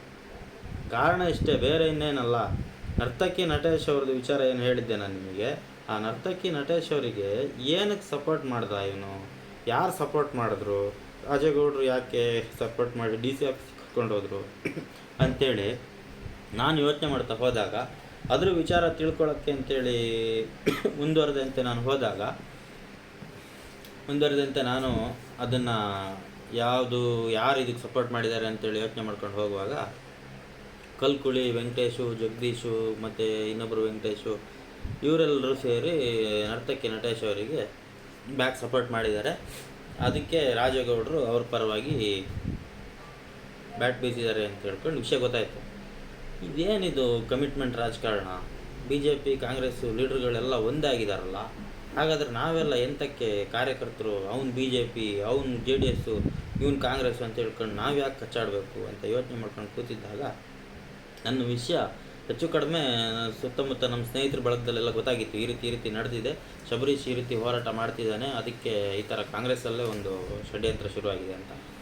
ಆವಾಗ ಹಿರಿಯರೊಬ್ಬರು ಹಿಂದೆ ಹೋರಾಟ ಮಾಡ್ತಿದ್ದವರು ಅವ್ರ ಹತ್ರ ಇದ್ದಂಥ ದಾಖಲೆಗಳನ್ನೆಲ್ಲ ತಂದು ನನ್ನ ಹತ್ರ ಕೊಟ್ಟು ಒಂದು ಮಾತು ಹೇಳಿದ್ರು, ಶಬರೀಶ್ ಇದೆಲ್ಲ ದಾಖಲೆಗಳು ಸಂಪೂರ್ಣ ತಾಲೂಕು ಆಫೀಸಿಂದ ತಗೊಂಡಿರುವಂಥದ್ದು, ತಾಲೂಕು ಆಫೀಸಿನ ಸೀಲು ಸೈನ್ ಇದೆ, ನಾನು ತೆಗೆಸ್ಕೊಂಡೆ ರೆಕಾರ್ಡನ್ನು, ಬಟ್ ನನಗೆ ಹೋರಾಟ ಮಾಡೋಕ್ಕಾಗಲಿಲ್ಲ, ಈ ಕಾರಣಾಂತರಗಳಿಂದ ನನಗೀಗ ವಯಸ್ಸು ಆಯಿತು, ನೀನು ಇದನ್ನು ಮುಂದುವರ್ಸೋದಾದ್ರೆ ಮುಂದುವರ್ಸು ಅಂತ ತಂದುಕೊಟ್ರು. ಅದನ್ನು ಓದಿ ಪೂರೈಸಲಿಕ್ಕೆ, ಅದನ್ನೆಲ್ಲ ಚೆಕ್ ಮಾಡಲಿಕ್ಕೆ ನನಗೆ ಬರೋಬ್ಬರಿ 1 ವಾರ ಆಯಿತು. ಅಷ್ಟು ಫೈಲ್ ತಂದುಕೊಟ್ರು. ಆ ಫೈಲ್ಗಳನ್ನೆಲ್ಲ ನೋಡಿದ್ರೆ 14 ವರ್ಷದ ಹೆಣ್ಮಕ್ಳಿಗೆ, 16 ವರ್ಷದ ಹೆಣ್ಮಕ್ಳಿಗೆಲ್ಲ ಹಕ್ಕುಪತ್ರ ಸಾಗುವಳಿ ಚೀಟಿ ಕೊಟ್ಟಿದ್ದಾರೆ. 4 ಎಕರೆ 18 ಗುಂಟೆ, 4 ಎಕರೆ 30 ಗುಂಟೆ, 4 ಎಕರೆ 38 ಗುಂಟೆ ಆ ಹೆಣ್ಮಕ್ಳ ತಾಯಿಗೆ. ಒಂದೇ ಮನೇಲಿ 3 ಹಕ್ಕುಪತ್ರ, ಟೋಟಲ್ 10 ಎಕರೆ. ಅದು ಕೊಟ್ಟಿದ್ದು ಯಾರಿಗೆ? ಜಮೀನು ಇಲ್ಲದೆ ಇರುವಂಥ ಬಡವನಿಗಲ್ಲ, 20-25 ಎಕರೆ ಜಮೀನು ಇರುವಂಥವ್ರಿಗೆ ಕೊಟ್ಟಿರೋದು, ಕಲ್ಕುಳಿಯವರಿಗೆಲ್ಲ. ಅದನ್ನು ನಾನೇನು ಮಾಡಿದೆ, ಇದು ಹೇಗೆ ಈ ಥರ ಕೊಡೋಕ್ಕೆ ಬರುತ್ತೆ ಅಂತ ಆದರೆ ಬಡವ್ರ ಮಕ್ಕಳಿಗೆಲ್ಲ ಕೊಡ್ಬೋದಿತ್ತಲ್ಲ. ಈಗ ಎಷ್ಟೋ ಜನ ಬಡವರು ಸೊಪ್ಪಿನ ಬೆಟ್ಟ ಇರ್ಬೋದು, ಅಥವಾ ಅವ್ರ ಗದ್ದೆ ಅಂಚಲ್ಲಿ, ತೋಟದ ಅಂಚಲ್ಲಿ ಅರ್ಧ ಎಕರೆ, 1 ಎಕರೆ, 2 ಎಕರೆ ಒತ್ತುವರಿ ಮಾಡ್ಕೊಂಡಿದ್ದಾರೆ. ಅವರಿಗೆಲ್ಲ ಇದ್ದಿದ್ದೇ ಅರ್ಧ ಎಕರೆ, 1 ಎಕರೆ ಜಮೀನು ರೆಕಾರ್ಡು. ಆ ರೆಕಾರ್ಡ್ ಇದ್ದಿದ್ದ ಪಕ್ಕದಲ್ಲಿ ಇನ್ನೊಂದು ಅರ್ಧ ಎಕರೆ, 1 ಎಕರೆ ಒತ್ತುವರಿ ಮಾಡ್ಕೊಂಡಿದ್ದಾರೆ. ನನಗೆ ಕಾನೂನಿನ ಅರಿವಿತ್ತು. ಏನಪ್ಪ ಅಂತ ಹೇಳಿದ್ರೆ, ಒಬ್ಬ ಮನುಷ್ಯ 5 ಎಕರೆ ಜಮೀನನ್ನು ಹೊಂದಿದರೆ, 2.5 ಹೆಕ್ಟೇರೇನೋ 5 ಎಕರೆ ಜಮೀನು ಹೊಂದಿದ್ರೆ ಅವನಿಗೆ ಹಕ್ಕುಪತ್ರ ಆಗಲಿ, ಸಾಗುವಳಿ ಚೀಟಿ ಆಗಲಿ ಮತ್ತೆ ಮಂಜೂರು ಮಾಡೋಕ್ಕೆ ಬರಲ್ಲ, ಅವನಿಗೆ ಅಷ್ಟೇ ಮಿತಿ ಅಂತ ಇತ್ತು, ಸರ್ಕಾರದಿಂದ ಮಂಜೂರು ಮಾಡೋಕ್ಕೆ ಬರಲ್ಲ. ಆದರೆ ಅರ್ಧ ಎಕರೆ, 1 ಎಕರೆ ಇರೋರಿಗೆಲ್ಲ ಅದೇ 4 ಎಕರೆ 38, 5 ಎಕರೆವರೆಗೆ ಮಂಜೂರು ಮಾಡಲಿಕ್ಕೆ ಅವಕಾಶ ಇತ್ತು ಅನ್ನೋದು ನನಗೆ ಗೊತ್ತಿತ್ತು ಕಾನೂನು ಪ್ರಕಾರ. ಹಾಗಾಗಿ ನಾನು ಇವರಿಗೆ 10-15 ಎಕರೆ ತಂದೆ ಹೆಸರಲ್ಲಿದ್ದು ಮಕ್ಕಳು ಅಪ್ರಾಪ್ತ ವಯಸ್ಸಿನವರಿಗೆ ಇಷ್ಟೆಲ್ಲ ಮಂಜೂರು ಮಾಡಿ, ಒಂದೇ ಮನೆಗೆ 14-14.25 ಎಕರೆ ಮಂಜೂರು ಮಾಡಿದ್ದಾರೆ ಅಂತ ಆದರೆ ಬಡವ್ರ ಮಕ್ಕಳಿಗೆಲ್ಲ ಯಾಕೆ ಹಕ್ಕುಪತ್ರ ಮಂಜೂರು ಮಾಡಬಾರ್ದು? ಮತ್ತು ನಾನು ನೋಡ್ದಂಗೆ, ನಾನು ಹುಟ್ಟಿರುವಂಥದ್ದೇನು ಯಾವುದೋ ಎಸ್ಟೇಟ್ ಮನೆಯಲ್ಲೋ ಅಥವಾ ಶ್ರೀಮಂತರ ಮನೆಯಲ್ಲೋ ಹುಟ್ಟಿದ್ದಲ್ಲ, ನಾನು ಸೈಟ್ ಮನೇಲಿ ಹುಟ್ಟಿದವನು, ಅತ್ಯಂತ ಬಡತನದಿಂದ ಇವತ್ತು ಬೆಳೆದು ಬಂದವನು. ನನಗಿವತ್ತು ದೇವರು ತಕ್ಕಮಟ್ಟಿಗೆ ಶಕ್ತಿ ಕೊಟ್ಟಿದ್ದಾನೆ, ನಾನು ಎಲ್ರಿಗೂ ಸರಿಸಮಾನವಾಗಿ ನಿಲ್ಲಬಲ್ಲೆ, ಅಷ್ಟು ಬುದ್ಧಿನೂ ಕೊಟ್ಟಿದ್ದಾನೆ ದೇವರು ನನಗೆ. ಹಾಗಾಗಿ ನಾನು ಯೋಚನೆ ಮಾಡಿದೆ, ನಾನು ಹುಟ್ಟಿ ಬೆಳೆದಿದ್ದು ಕಾಂಚಿನಗರದಲ್ಲಿ, ಶೃಂಗೇರಿ ಕಾಂಚಿನಗರದಲ್ಲಿ ಬೆಳೆದಂಥ ನನಗೆ ನನ್ನ ಕಣ್ಮುಂದೆನೇ ಎಷ್ಟೋ ಜನ ಮನೆ ಕಟ್ಕೊಂಡಿದ್ದಾರೆ ಕಂಚಿಗುಡದಲ್ಲಿ. ಅವರು B J P, Congress, J D S ಅದೆಲ್ಲ ನಾನು ಹೇಳಲ್ಲ, ಯಾರು ಒಟ್ಟು ಬಡವರು ಮನೆಯಲ್ಲಿ 2-3 ಜನ ಗಂಡು ಮಕ್ಕಳು ಮದುವೆ ಆಗಿ ಅವ್ರ ಮನೆ ಒಳಗಡೆ ಇರೋಕ್ಕೆ ಜಾಗ ಸಾಕಾಗದೇ ಇರುವಂಥ ಪರಿಸ್ಥಿತಿ ಇದ್ದವರು, ಅವ್ರೇನು ಮಾಡಿದ್ದಾರೆ, ಒಂದಷ್ಟು ಖಾಲಿ ಜಾಗಗಳಿದ್ದಲ್ಲಿ ಅವ್ರಿಗೆ ಪಾಪ ಅವ್ರಿಗೇನು ಗೊತ್ತು, ಸೊಪ್ಪಿನ ಬೆಟ್ಟನ, ಹುಲ್ಲು ಬನ್ನಿನ ಅಥವಾ ಗೋಮಾಳ ಜಾಗನ ಅಂತ ಗೊತ್ತಿರಲಿಲ್ಲ. ಜಾಗ ಇತ್ತು, ನಾವೆಲ್ಲ ಮನೆ ಕಟ್ಕೊತೀವಿ ಅಂತೇಳಿ ಗಲಾಟೆನೋ ಕುಸ್ತಿನೋ ಮಾಡ್ಕೊಂಡು ಕಷ್ಟಪಟ್ಟು ಸಾಲ ಸೋಲ ಮಾಡಿ ಶೆಡ್ ಮಾಡಿಕೊಂಡು ಅದಕ್ಕೆ ಸಣ್ಣ ಪುಟ್ಟ ಗೋಡೆ ಕಟ್ಕೊಂಡು ಮಾಡ್ಕೊಂಡಿದ್ರು. ಅವ್ರಿಗೆ ಹಕ್ಕುಪತ್ರ ಇಲ್ಲದೆ ಲೋನ್ ಆಗಲ್ಲ, ಕರೆಂಟು ಕೊಡೋಕ್ಕೆ ಬರಲ್ಲ, ನೀರು ಕೊಡೋಕ್ಕೆ ಬರಲ್ಲ. ಪಾಪ ಅವರು ಹೆಂಗಸ್ರ ಮಕ್ಕಳು ನೀರು ಹೊತ್ಕೊಂಡು ಹೋಗೋಷ್ಟೊತ್ತಿಗೆ ನಮ್ಗೆ ಬೇಜಾರಾಗೋ ಇಂಥ ಪರಿಸ್ಥಿತಿ ಉಂಟು. ಶ್ರೀಮಂತರುಗಳು ನೋಡಿದ್ರೆ ಏನು ಬೇಕು ಅದನ್ನೆಲ್ಲ ಮಾಡ್ಕೊಳ್ತಾರೆ, ಬಡವರಿಗೆ ಯಾಕೆ ಈ ಥರ ಅಂತ ಅದನ್ನೆಲ್ಲ ನಾನು ಯೋಚನೆ ಮಾಡಿ ನನ್ನ ಆಲೋಚನೆಗಳು ಚೇಂಜ್ ಆಯಿತು. ನಾನು ಬಡವರಿಗೋಸ್ಕರ ಏನಾದ್ರು ಒಂದು ಸ್ವಲ್ಪ ಹೋರಾಟ ಮಾಡಬೇಕು ಅಂತ ಛಲ ತಗೊಂಡು ಹೋರಾಟ ಮಾಡಬೇಕು ಅಂತ ಡಿಸೈಡ್ ಮಾಡಿ, ಅವತ್ತಿಂದ ನಾನು ಪ್ರತಿಯೊಂದು ವಿಚಾರಕ್ಕೂ ಕೂಲಂಕುಷವಾಗಿ ಪರಿಶೀಲನೆ ಮಾಡಿ ಕಾನೂನು ಪ್ರಕಾರನೇ ಪ್ರತಿಯೊಂದು ಹೆಜ್ಜೆನೂ ಇಡಬೇಕು ಅಂತೇಳಿ ಕಾನೂನು ಪ್ರಕಾರ ಅರ್ಜಿಗಳನ್ನು ಹಾಕೋಕ್ಕೆ ಶುರು ಮಾಡಿದೆ. ತಾಲೂಕು ಆಫೀಸಿಗೆ ಅರ್ಜಿ ತಗೊಂಡು ಹಾಕಿದೆ. ಕಲ್ಕುಳಿಯಲ್ಲಿ ಒಂದಷ್ಟು ಜನಕ್ಕೆ ಪಟ್ಟಿ ಮಾಡಿದೆ, ಇಂತಿಷ್ಟು ಜನಕ್ಕೆ ಮಂಜೂರಾಗಿರೋ ಬಗ್ಗೆ ದಾಖಲೆ ಕೊಡಿ ಅಂತ. ತಾಲೂಕು ಆಫೀಸಲ್ಲಿ ತಹಶೀಲ್ದಾರ್ ಏನು ದಾಖಲೆ ಕೊಡ್ತಾರೆ ಅಂದರೆ, ಇಂತಿಷ್ಟು ಜನಕ್ಕೆ ಹಕ್ಕು ಇಂಡೀಕರಿಸಿದ್ದಕ್ಕಾಗಲಿ ಹಕ್ಕುಪತ್ರ ಕೊಟ್ಟಿರೋದಕ್ಕಾಗಲಿ ಯಾವುದೇ ದಾಖಲೆ ಇರೋದಿಲ್ಲ ಅಂತ ಕೊಡ್ತಾರೆ. ದಾಖಲೆ ಇರೋದಿಲ್ಲ ಅಂತ ಕೊಡೋಕ್ಕಿಂತ ಮುಂಚೆ ಕುರದಮನೆ ವೆಂಕಟೇಶ್ ಅವರು ಫೋನ್ ಮಾಡ್ತಾರೆ ನನಗೆ. ಫೋನ್ ಮಾಡಿ, ಅಲ್ಲ ನೀನು ಕಲ್ಕುಳಿ ದೇವೇಂದ್ರ ಹೆಗಡೆ ಅವ್ರದ್ದೇನೋ ದಾಖಲೆ ಕೇಳಿದೆಯಂತೆ ತಾಲೂಕು ಆಫೀಸಲ್ಲಿ ಅಂತ. ಯೋಚನೆ ಮಾಡಿ, ಒಬ್ಬ ಮಾಹಿತಿ ಹಕ್ಕು ಕಾರ್ಯಕರ್ತ ತಾಲೂಕು ಆಫೀಸಿಗೆ ಒಂದು ಮಾಹಿತಿ ಹಕ್ಕಲ್ಲಿ ಅರ್ಜಿ ಕೊಟ್ಟರೆ ನಮಗೆ ಉತ್ತರ ಕೊಡೋಕ್ಕಿಂತ ಮುಂಚೆ ತಾಲೂಕು ಆಫೀಸಿನ ಭ್ರಷ್ಟ ಅಧಿಕಾರಿಗಳು ಸಂಬಂಧಪಟ್ಟಂಥವರಿಗೆ ಮಾಹಿತಿ ಕೊಡ್ತಾರೆ. ಸಂಬಂಧಪಟ್ಟಂಥವ್ರಿಗೆ ಅಂತ ಹೇಳಿದ್ರೆ ಭ್ರಷ್ಟರ ಪರವಾಗಿ ಸರ್ಕಾರಿ ವ್ಯವಸ್ಥೆ ನಡೀತಾ ಇದೆ. ಅವ್ರು ನನಗೆ ಫೋನ್ ಮಾಡ್ತಾರೆ. ಫೋನ್ ಮಾಡಿದಾಗ, ಇಲ್ಲ ನಾನು ಆ ಥರದ್ದೇನು ಕೊಡಲಿಲ್ಲಲ್ಲ ಅಂತೇಳಿ. ಇಲ್ಲ, ನೀನು ಕೊಟ್ಟಿರೋ ಲೆಟ್ರಿಂದು ಫೋಟೋ ಉಂಟು ಅಂತ. ಸರಿ ಆಯಿತು, ತಂದು ತೋರಿಸಿ ಅಂತ. ತಂದು ತೋರಿಸೋದಿರಲಿ, ಏನು ವಿಚಾರ ಏನು ಅಂತ ಹೇಳೋದು. ಸರಿ ಆಯಿತು ಅಂತೇಳಿ ತೋರಿಸಿದಾಗ ಅವರು ಇಲ್ಲ, ನಾನು ಇಲ್ಲ ಅಂತೇಳಿ ತಟ್ಟು ಹಾರಿಸಿದೆ. ಅವತ್ತು ಫೋನ್ ಇಟ್ಟರು. ಮತ್ತೊಂದು ದಿನ ಫೋನ್ ಮಾಡಿ ಮಾತಾಡ್ತಿರುವಾಗ, ನನ್ನ ಸ್ನೇಹಿತ ಒಬ್ಬನ ಹತ್ರ ಫೋನ್ ಮಾಡಿ ಮಾತಾಡ್ತಾ ಇರುವಾಗ, ನಮ್ಮ ದಿನೇಶ್ ಹೆಗಡೆಯವರು, ವೆಂಕಟೇಶ್ ಹೆಗಡೆಯವರು ಇವರೆಲ್ಲ ಹೇಳಿದಾರಂತೆ, ಶಬರೀಶನಿಗೆ ಯಾವುದೇ ಕಾರಣಕ್ಕೂ ಯಾವುದೇ ನಾಮಿನಿ ಕೊಡಬಾರ್ದು, ಅವನು ನಮ್ಮವ್ರ ವಿರುದ್ಧ ಅರ್ಜಿ ಹಾಕ್ತಾನೆ, ಇನ್ನೊಂದು ಮಾಡ್ತಾನೆ ಅಂತೆಲ್ಲ ಹೇಳ್ತಾರಂತೆ ಅಂತೇಳಿ ನನ್ನ ಗಮನಕ್ಕೆ ವಿಷಯ ಬಂತು. ವಿಷಯ ಬಂದ ಕೂಡಲೇ ನಾನೇನು ಮಾಡಿದೆ, ದಿನೇಶ್ ಹೆಗಡೆಯವ್ರಿಗೆ ಫೋನ್ ಮಾಡಿದೆ. ಅವರು, ನಾನು ಯಾವುದೇ ಕಾರಣಕ್ಕೂ ಹೇಳಿಲ್ಲಪ್ಪ, ನಿನಗೆ ಆ ಥರದ್ದು ಏನಾರು ಅನುಮಾನ ಇದ್ದರೆ ನೀನು ಎಲ್ಲಿ ಬೇಕಾದ್ರೂ ಕರಿ, ಯಾರು ಹೇಳಿದ್ರು ಅವ್ರನ್ನ ಕರೆದು ನಿಲ್ಲಿಸು ಅಂದರು. ದಿನೇಶ್ ಹೆಗಡೆಯವ್ರ ಬಗ್ಗೆ ನನಗೆ ನಂಬಿಕೆ ಇತ್ತು. ಹಾಗಾಗಿ ಸುಮ್ಮನೆ ಅದೇ ವೆಂಕಟೇಶ್ ಹೆಗಡೆಯವ್ರಿಗೆ ಫೋನ್ ಮಾಡಿದೆ. ಕುರದಮನೆ ವೆಂಕಟೇಶ್ ಹೆಗಡೆಯವ್ರಿಗೆ ಫೋನ್ ಮಾಡಿದೆ. ಫೋನ್ ಮಾಡಿದಾಗ ಅವ್ರು ಹೇಳ್ತಾರೆ, ಏನು ಮತ್ತೆ ಅಂದರು. ಏನಿಲ್ಲ, ನೀವು ಈ ಥರ ಹೇಳಿದಿರಂತೆ ವೆಂಕಟೇಶ್ ಅಣ್ಣ, ಏನಕ್ಕೆ ಅಂತ ಕೇಳಿದೆ. ಅಲ್ಲಪ್ಪ, ನೀನು ದೇವೇಂದ್ರ ಹೆಗಡೆಯವರು, ಕಲ್ಕುಳಿ ದೇವೇಂದ್ರ ಹೆಗಡೆಯವರು ಅಂಥ ಸಾಹುಕಾರರು, ಅವ್ರ ಬಗ್ಗೆ ನೀನು ಅರ್ಜಿ ಹಾಕ್ತೀಯ ಅಂತ ಆದರೆ ನಿನ್ನ ಬಗ್ಗೆ ನಾವು ಸುಮ್ಮನೆ ಬಿಡಬೇಕಾ ಅಂತ ಕೇಳಿ. ಅಲ್ಲ, ಅದರಲ್ಲಿ ಏನು ತಪ್ಪೇನಿದೆ ಮಾರ್ರೆ ಅಂತ ಕೇಳಿದೆ. ಅಕ್ರಮ ಮಂಜೂರಾತಿ ಮಾಡಿಸ್ಕೊಂಡಿದ್ದು ಹೌದು ಅಂತಂದರೆ ಹೌದು ಅಂತಾರೆ, ಇಲ್ಲ ಅಂತಂದರೆ ಇಲ್ಲ ಅಂತಾರೆ ಸರ್ಕಾರಿ ಅಧಿಕಾರಿಗಳು. ನೀವು ಅದರಲ್ಲಿ ಯಾಕೆ ಅಷ್ಟೊಂದು ಇದು ಮಾಡ್ತೀರಿ? ಯಾಕೆ ಕೇಳಬಾರ್ದು? ನೀನು ಯಾರು ಅದನ್ನೆಲ್ಲ ಕೇಳೋಕ್ಕೆ ಅಂತ ಕೇಳೋದು. ನೀನು ಯಾರು ಅದನ್ನೆಲ್ಲ ಕೇಳೋಕ್ಕೆ ಅಂತಂದ್ರೆ, ನಾನೊಬ್ಬ ಸಿಟಿಸನ್ ಕಣ್ರಿ, ಪಬ್ಲಿಕ್ಕು, ನಾನು ಕೇಳ್ತೀನಿ. ಬಡವ್ರ ಮಕ್ಳಿಗೆ ಕೊಡೋಕ್ಕಾಗಲ್ಲ, ಶ್ರೀಮಂತ್ರಿಗೆ ಕೊಡೋಕ್ಕಾಗುತ್ತೆ ಅಂತ ಆದರೆ ಏನರ್ಥ? ಕೊಡ್ಬೋದಲ್ಲ, ಎಲ್ರಿಗೂ ಕೊಡ್ಬೋದಲ್ಲ ಅಂತ ನಾನು ಕೇಳ್ತೀನಿ ಅಂತ ಹೇಳಿದ್ರು. ಅದಕ್ಕೆ ಅವ್ರು ಹೇಳ್ತಾರೆ, ಇಲ್ಲ, ನೀನು ಯಾರು ಕೇಳೋಕ್ಕೆ, ನೀನೇನು ಬಂಗಾರಪ್ಪನ, ಯಡಿಯೂರಪ್ಪನ, ಕಡಿದಾಳು ಮಂಜಪ್ಪನ ಅಂತ ಕೇಳ್ತಾರೆ. ಆವತ್ತು ನನಗೆ ಸ್ಪಷ್ಟವಾಗಿ ಚಿತ್ರಣ ಸಿಕ್ತು.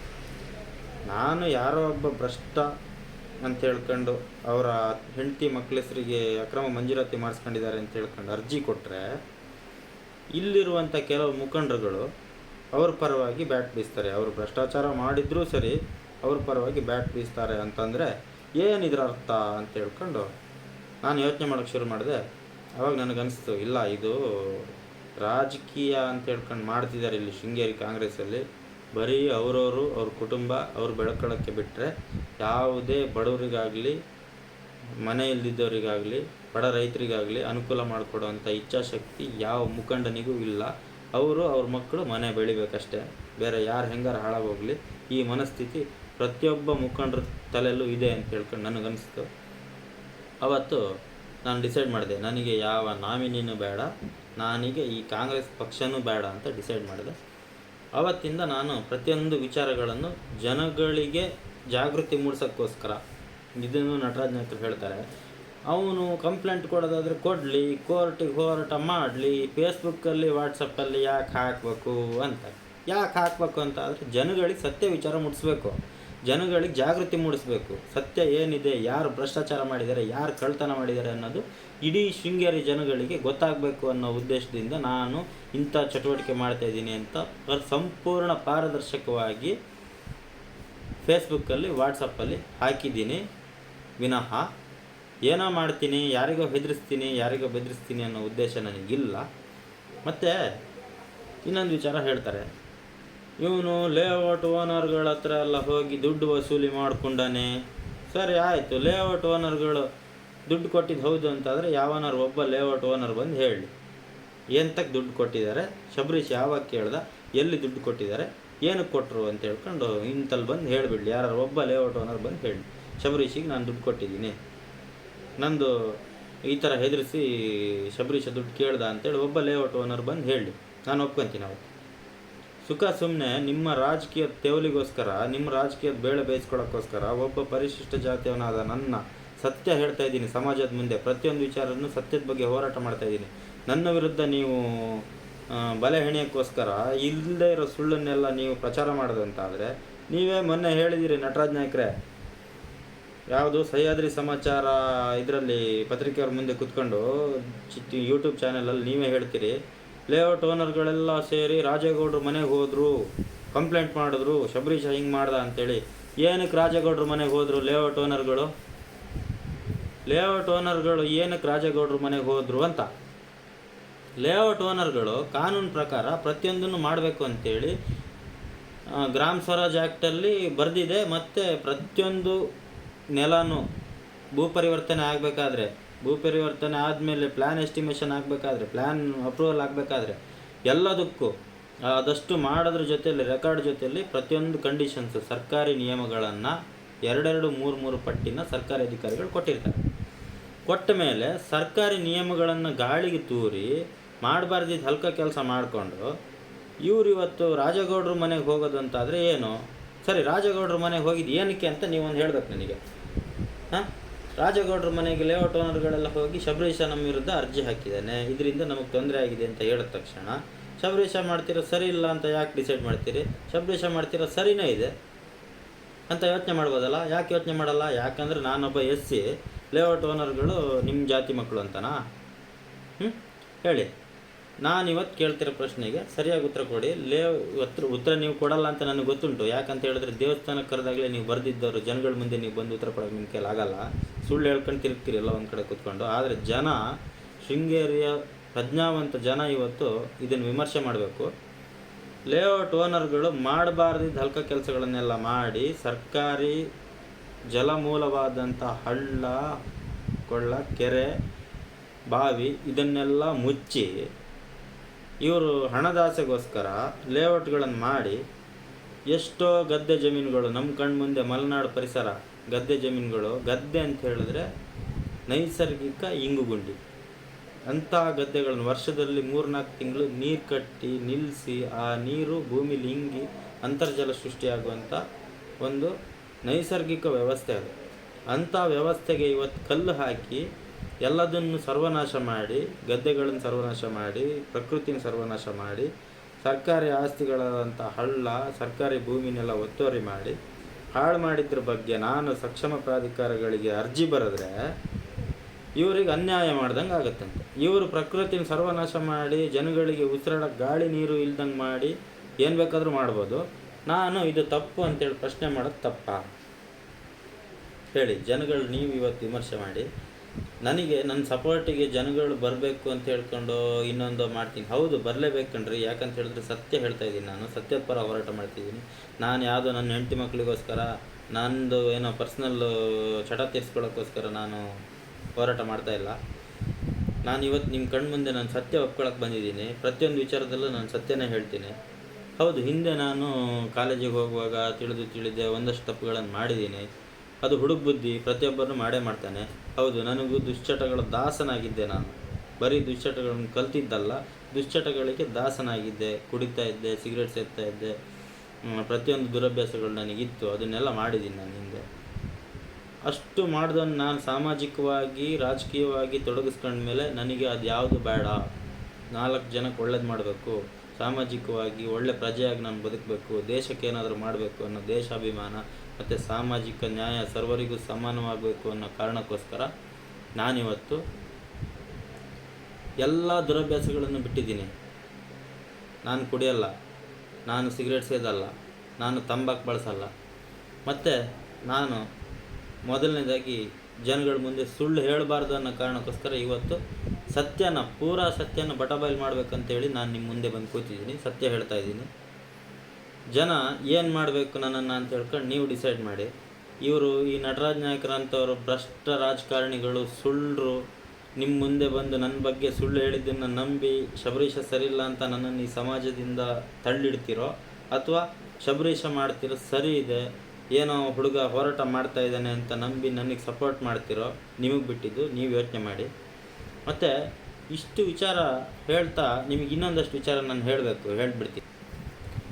ವಿಷಯ ಏನಪ್ಪ ಅಂತ ಹೇಳಿದ್ರೆ, ಆದಿಶಂಕರ ಬಡಾವಣೆ ವಿಚಾರವಾಗಿ ನನ್ನ ಬಗ್ಗೆ ಒಂದಷ್ಟು ಗಾಸಿಪ್ಗಳು ಶೃಂಗೇರಿ ಟೌನಲ್ಲಿ ಎಲ್ಲ ಕಡೆ ಹಬ್ಬಿದೆ. ಆ ವಿಚಾರ ಏನು ಅಂತ ಹೇಳ್ಕೊಂಡು ನಾನು ಇವತ್ತು ಸತ್ಯ ಹೇಳ್ಬಿಡ್ತೀನಿ ನಿಮ್ಮ ಹತ್ರ. ಹೌದು, ಆದಿಶಂಕರ ಬಡಾವಣೆಯಲ್ಲಿ ಆನಂಬೆ ಹಳ್ಳ ಅನ್ನೋದೊಂದು ಹರಿತಾ ಇತ್ತು. ಅದ್ರ ವಿಚಾರವಾಗಿ ಒತ್ತುವರಿ ಮಾಡಿದ್ದಾರೆ. ಅದ್ರ ವಿಚಾರವಾಗಿ ಗ್ರಾಮ ಪಂಚಾಯತಿಗೆ ಕಟ್ಟಬೇಕಾದಂಥ ಸಂಪೂರ್ಣ ತೆರಿಗೆ ಹಣ ಕಟ್ಟಲಿಲ್ಲ. ಇದರಿಂದ ಗ್ರಾಮ ಪಂಚಾಯತಿಗೆ ನಷ್ಟ ಆಗಿದೆ ಅನ್ನೋ ಕಾರಣ ನನಗೆ ತಿಳಿದು ಬಂದು, ನಾನೊಬ್ಬ ಗ್ರಾಮ ಪಂಚಾಯತಿ ಮೆಂಬರ್ ಆಗಿ ನಾನು ಅದನ್ನೆಲ್ಲ ಪ್ರಶ್ನೆ ಮಾಡಬೇಕು ಅಂಥೇಳಿ ಮಾಹಿತಿ ಹಕ್ಕಲ್ಲಿ ಎಲ್ಲ ದಾಖಲೆಗಳನ್ನು ತಕ್ಕೊಂಡು ಕುಂದುಕೊರತೆ ಪ್ರಾಧಿಕಾರಕ್ಕೆ ಕಂಪ್ಲೇಂಟ್ ಮಾಡಿ, ಅದು ಕೂಡ ಅವ್ರದ್ದು ಆದೇಶವನ್ನು ತಪ್ಪಾಗಿದೆ ಅಂತ ಆದಮೇಲೆ, ಆದೇಶ ತಪ್ಪಾಗಿಲ್ಲ, ಇಲ್ಲಿ ಆದಿಶಂಕರ ಬಡಾವಣೆಯಲ್ಲಿ ತಪ್ಪು ನಡೆದಿದೆ ಅಂತ ಆದೇಶ ಆಗಿದೆ. ಹಾಗಾಗಿ ಅದೆಲ್ಲ ಆದೇಶನ ಇಟ್ಕೊಂಡು ನಾನು ಶೃಂಗೇರಿ ಕೋರ್ಟಿನ ಮೊರೆ ಹೋದೆ. ಕೋರ್ಟ್ ಮೊರೆ ಹೋದ್ಮೇಲೆ ತುಂಬ ಸಮಸ್ಯೆ ಆಯಿತು ಅಂಥೇಳಿ ಆದಿಶಂಕರ ಬಡಾವಣೆಯ ಮಾಲೀಕರಾದಂಥ ಮಹಾರುದ್ರಪ್ಪನವರು ನನ್ನ ಹತ್ರ ಬರಲಿಲ್ಲ.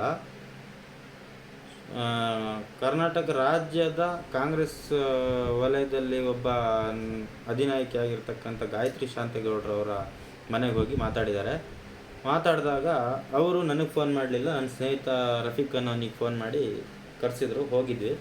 ಹೋದಾಗ ಅವರು ಒಂದೇ ಮಾತು ಹೇಳಿದ್ರು, ನೋಡಪ್ಪ ಶಬರೀಶು, ಈ ಥರ ಇವರು ನಮ್ಮ ಸ್ನೇಹಿತರು, ನಮಗೆ ಬೇಕಾದವರು, ಇಲ್ಲಿ ತೊಂದರೆ ಆಗಿದೆ. ಹೌದು, ಅಲ್ಲಿ ತಪ್ಪಾಗಿದೆ. ಆ ತಪ್ಪುಗಳನ್ನೆಲ್ಲದನ್ನು ಸರಿ ಮಾಡ್ಕೊಳ್ತಾರೆ. ಹಳ್ಳ ಏನು ಇದಾಗಿದೆ ಅದನ್ನು ಸರಿ ಮಾಡ್ತಾರೆ.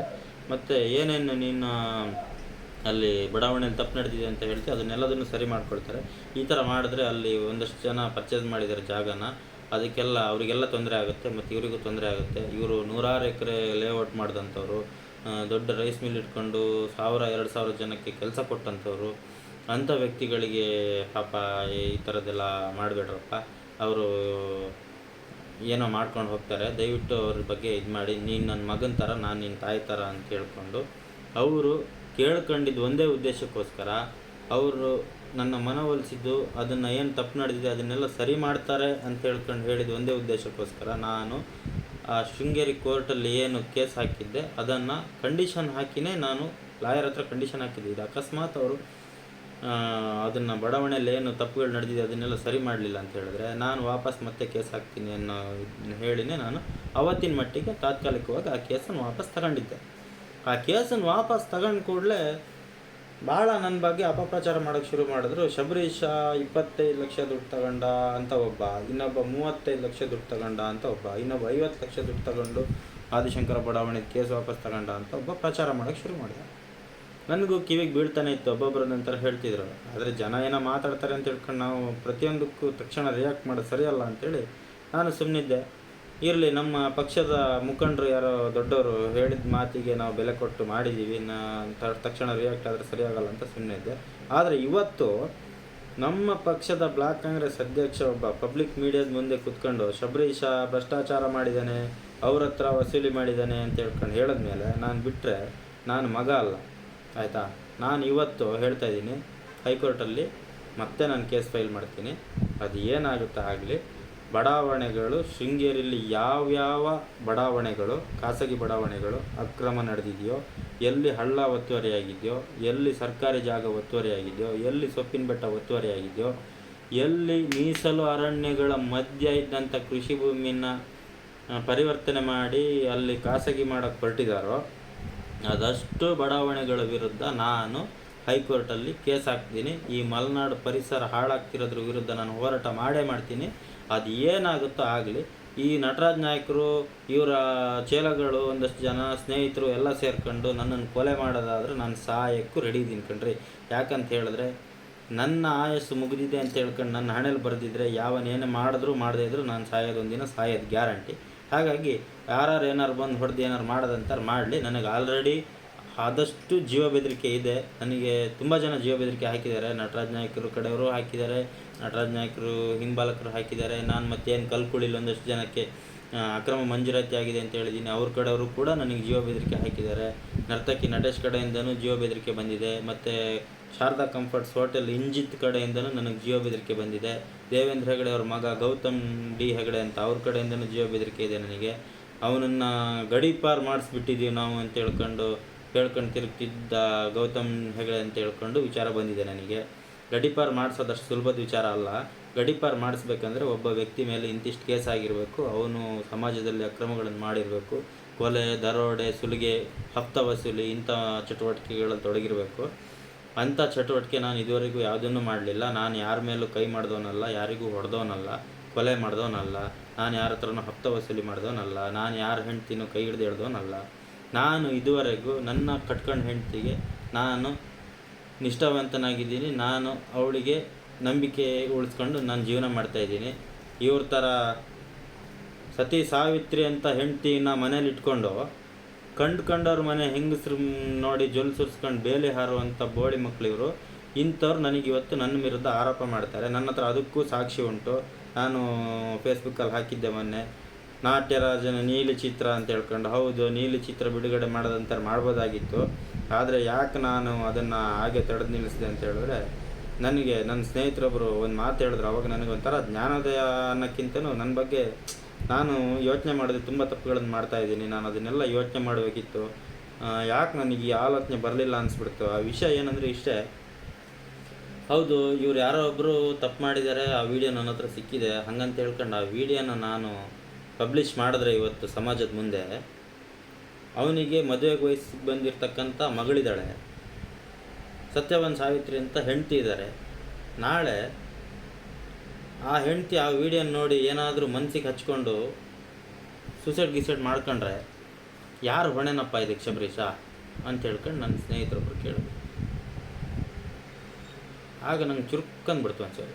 ಪಾಪ ಆ ಅಕ್ಕ ಎಂತ ಮಾಡಿದ್ದಾರೆ, ಇವನು ಮಾಡಿದ ಹಲ್ಕ ಕೆಲಸಕ್ಕೆ ಆ ಅಕ್ಕ ಮನಸ್ಸಿಗೆ ಏನಾರು ಹಚ್ಕೊಂಡು ಏನಾರು ನಾಳೆ ಹೆಚ್ಚು ಕಡಿಮೆ ಮಾಡ್ಕೊಂಡ್ರೆ, ಮತ್ತು ನಾಳೆ ಊರು ಜನಗಳು ಆ ಮದುವೆಗೆ ವಯಸ್ಸಿಗೆ ಬಂದಿರೋ ಮಗಳನ್ನು ಕೆಟ್ಟ ದೃಷ್ಟಿಲಿ ನೋಡಿದ್ರೆ, ಅಥವಾ ನಿನ್ನ ಅಪ್ಪ ಇಂಥವನು ಅಂತ ಹೇಳ್ಕೊಂಡು ಅವನ ಮಗನಿಗೋ ಮಗಳಿಗೋ ಹೇಳ್ಕೊಂಡು ಅವರು ನಾಳೆ ಏನಾದ್ರು ಹೆಚ್ಚು ಕಡಿಮೆ ಮಾಡ್ಕೊಂಡ್ರೆ, ಕಾನೂನು ಏನು ಹೇಳುತ್ತೋ ಏನು ಮಾಡುತ್ತೋ ಬೇರೆ, ಆದರೆ ಕಾಯೋನೊಬ್ಬ ದೇವರಿದ್ದಾನಲ್ಲ, ಅವನಿಗೆ ಸರಿಯಾಗಿರ್ಬೇಕಲ್ವ ನಾವು.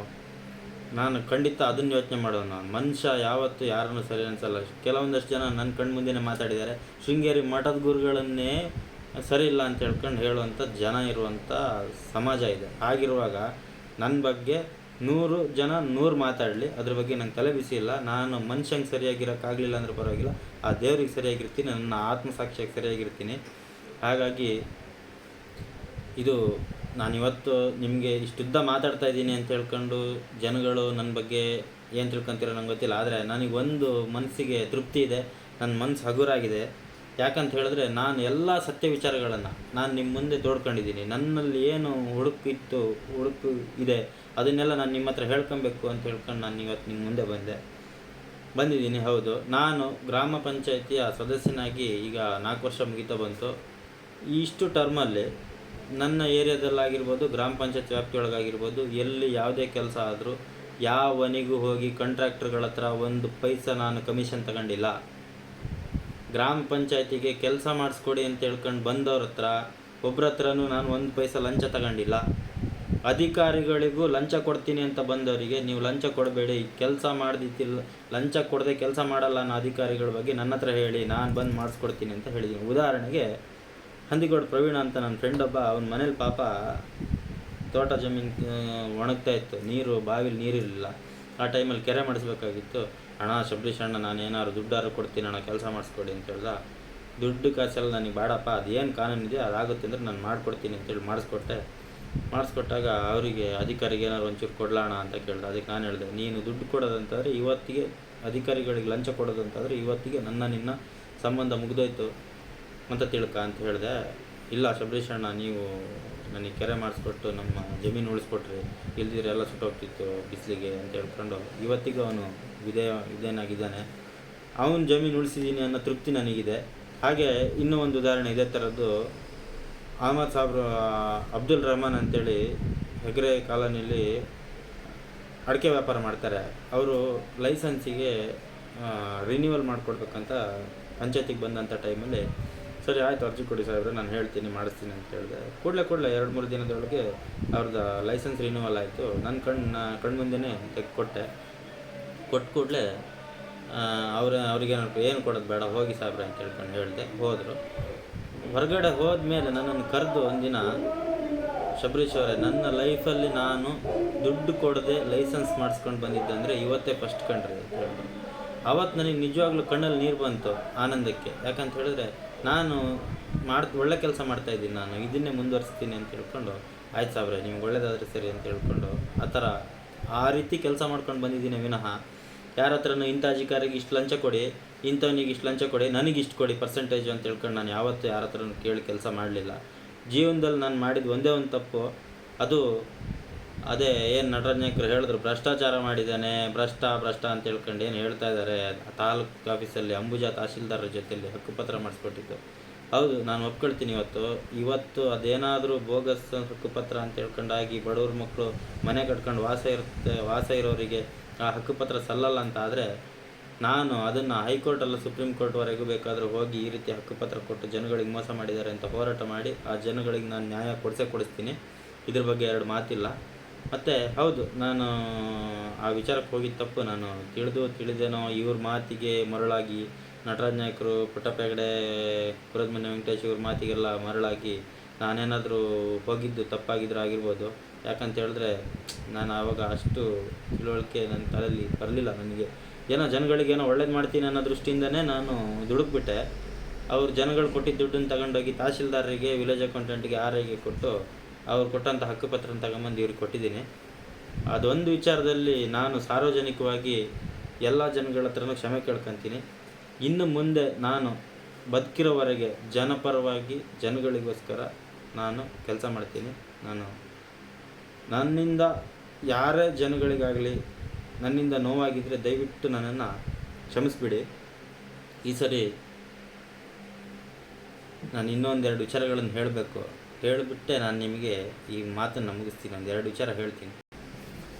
ಶೃಂಗೇರಿ ತಾಲೂಕು ಪಂಚಾಯತಿಯಲ್ಲಿ ಸುಮಾರು 2 ವರ್ಷ ಆಗ್ತಾ ಬಂತೇನೋ, 2 ವರ್ಷ ಅಲ್ಲ, ಅದಕ್ಕಿಂತ ಮುಂಚಿನ ಜಯರಾಮ್ ಅಂತೇಳಿ ಒಬ್ಬರು ಇಒ ಇದ್ದರು. ಆ ಇಒ ಬಂದು ಹೋದ್ಮೇಲೆ ಒಬ್ಬ ಇಒನು ಬಂದವರಿಗೆ ಕರೆಕ್ಟಾಗಿ ಇರೋಕ್ಕೆ ಬಿಡ್ತಾ ಇಲ್ಲ ಇಲ್ಲಿ ಶೃಂಗೇರಿಗೆ. ಇದು ತಾಲೂಕ್ ಪಂಚಾಯತಿಯ ಭ್ರಷ್ಟಾಚಾರದ ಪರಮಾವಧಿ. ಜೊತೆಗೆ ಶೃಂಗೇರಿ ಕ್ಷೇತ್ರದ MLAದು ಸಂಪೂರ್ಣ ಆಡಳಿತ ವಿಫಲತೆ ಇದೆ. ಇದನ್ನು ನಾನು ನೇರ ಆರೋಪ ಮಾಡ್ತೀನಿ. ರಾಜೇಗೌಡರು ಕೈಲಾಗದಿದ್ದವರು ಅಂತ ಹೇಳೋದಂತಾದರೂ ಸರಿ, ಅದಕ್ಕೆ ನಾನು ಅದನ್ನೇ ಹೇಳ್ತೀನಿ ಬೇಕಾದ್ರೆ. ಯಾಕಂತ ಹೇಳಿದ್ರೆ ಇದು ಸರಿಯಲ್ಲ. ತಾಲೂಕ್ ಪಂಚಾಯತಿಲಿ ಒಬ್ಬ ಇಒನ ತಂದು ಹಾಕ್ಕೊಳ್ಳೋಕ್ಕೆ ಒಬ್ಬ MLA ಕೈಲಾಗಲ್ಲ ಅಂತ ಹೇಳಿದ್ರೆ ಅವ್ರನ್ನ ಸಮರ್ಥ ಅಂತ ಹೇಳಬೇಕಾ, ಅಸಮರ್ಥ ಅಂತ ಹೇಳಬೇಕಾ? ನೀವು ಜನ ಯೋಚನೆ ಮಾಡ್ಕೊಳ್ಳಿ. ಪುಟ್ಟೇಗೌಡ ಅಂತ ಒಬ್ಬ ಇಒ ಬರ್ತಾನೆ, KS ಅಧಿಕಾರಿ ಅವರು ಬರ್ತಾರೆ. ಪುಟ್ಟೇಗೌಡರು ನನಗೆ ಸಂಪರ್ಕದಲ್ಲಿ ಇರಲಿಲ್ಲ ಚುನಾವಣೆ ಟೈಮಲ್ಲಿ, ಯಾರೋ ಬಂದಿದ್ದಾರೆ ಅಂತ ಕಿವಿಗೆ ಬಿದ್ದಿತ್ತು. ಆ ಟೈಮಲ್ಲಿ ಪುಟ್ಟೇಗೌಡರಿಗೆ ಸಸ್ಪೆಂಡ್ ಆಯಿತು ಅಂತೇಳಿ ವಿಷಯ ಬಂತು. ಏನೋ ನಂಗೆ ಗೊತ್ತಿಲ್ಲ, ಮತ್ತೆ ನೋಡೋಣ ಅಂತ ಸುಮ್ಮನಾದೆ. ಚುನಾವಣೆ ಮುಗಿದ ಸ್ವಲ್ಪ ಟೈಮಲ್ಲಿ ಪುಟ್ಟೇಗೌಡರು ನನ್ನನ್ನು ಹುಡ್ಕೊಂಡು ಬಂದರು.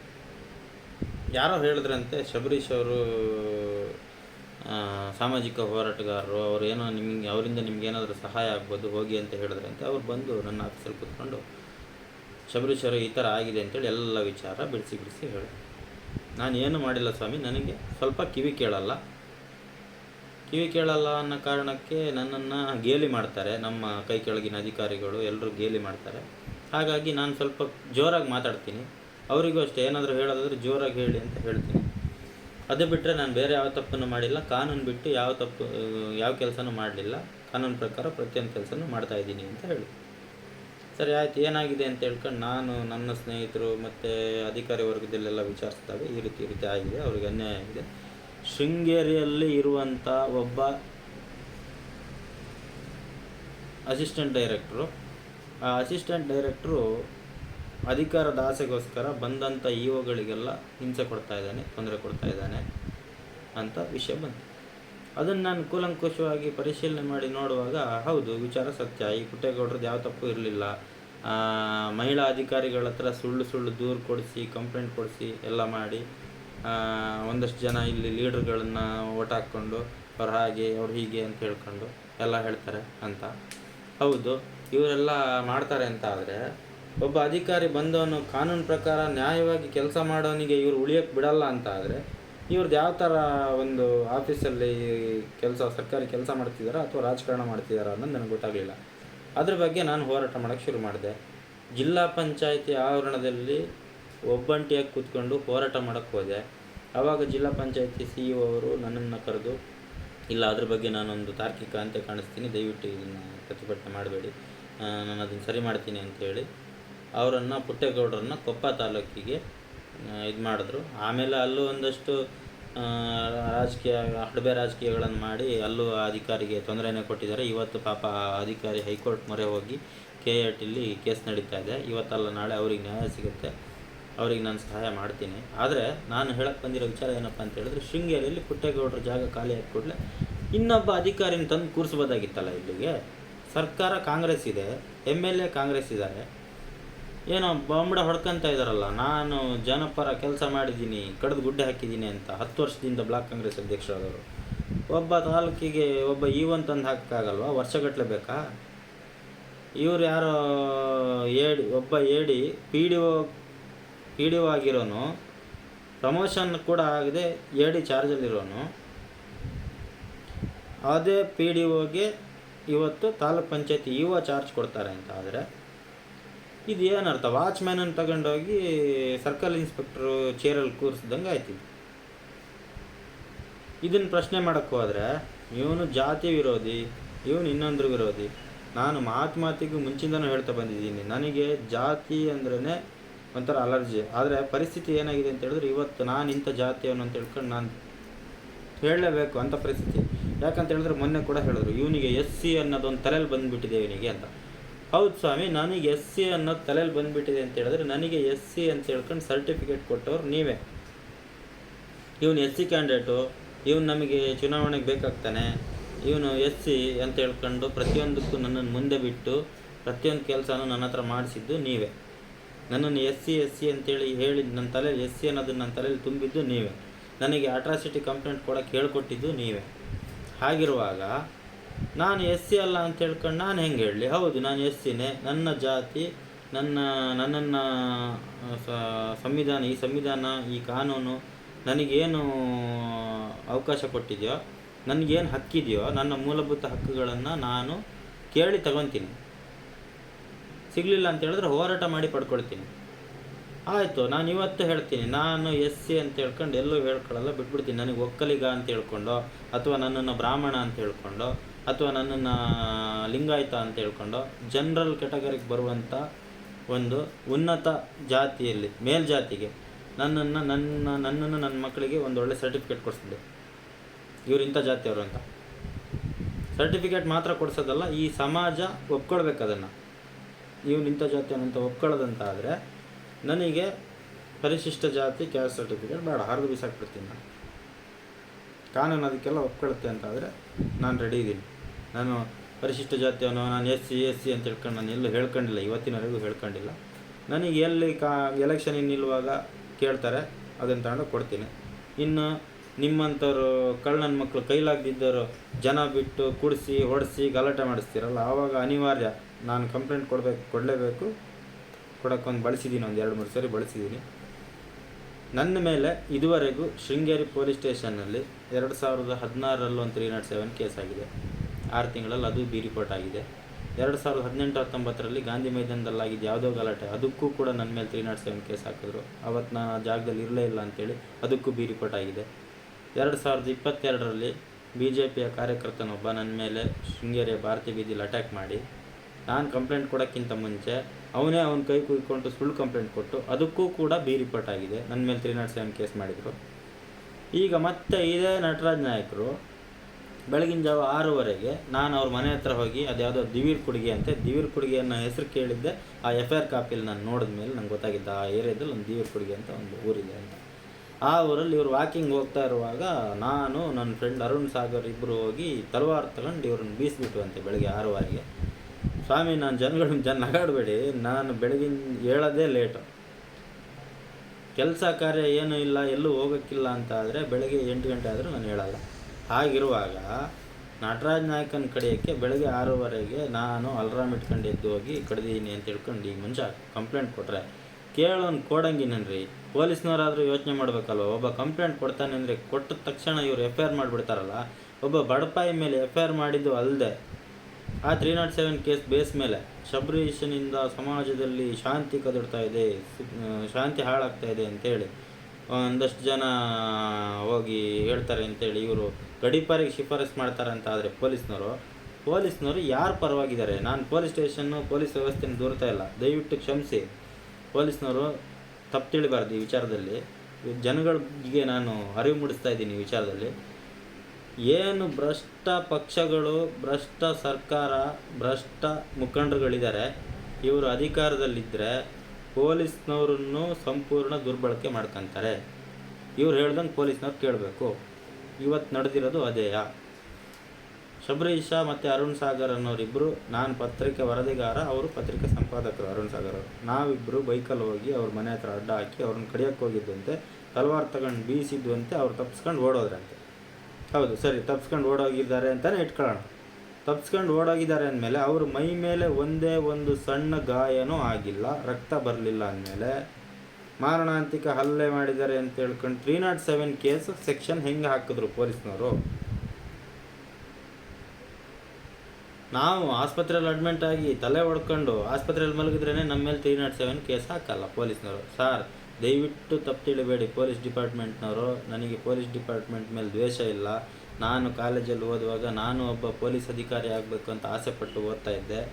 ಇವತ್ತು ನಾನು ಹೇಳ್ಕೊಂತೀನಿ, ಪೊಲೀಸ್ ಅಧಿಕಾರಿ ಆಗದೇ ಇರೋದು ನನಗೆ ನಿಜವಾಗ್ಲೂ ಹೆಮ್ಮೆ ಅನ್ನಿಸ್ತಾ ಇದೆ, ಖುಷಿಯಾಗಿದೆ. ನಾನು ಇವತ್ತು ಹಿಂಗೆ ಬಿಡ್ತೀನಿ ಸ್ವಾಮಿ.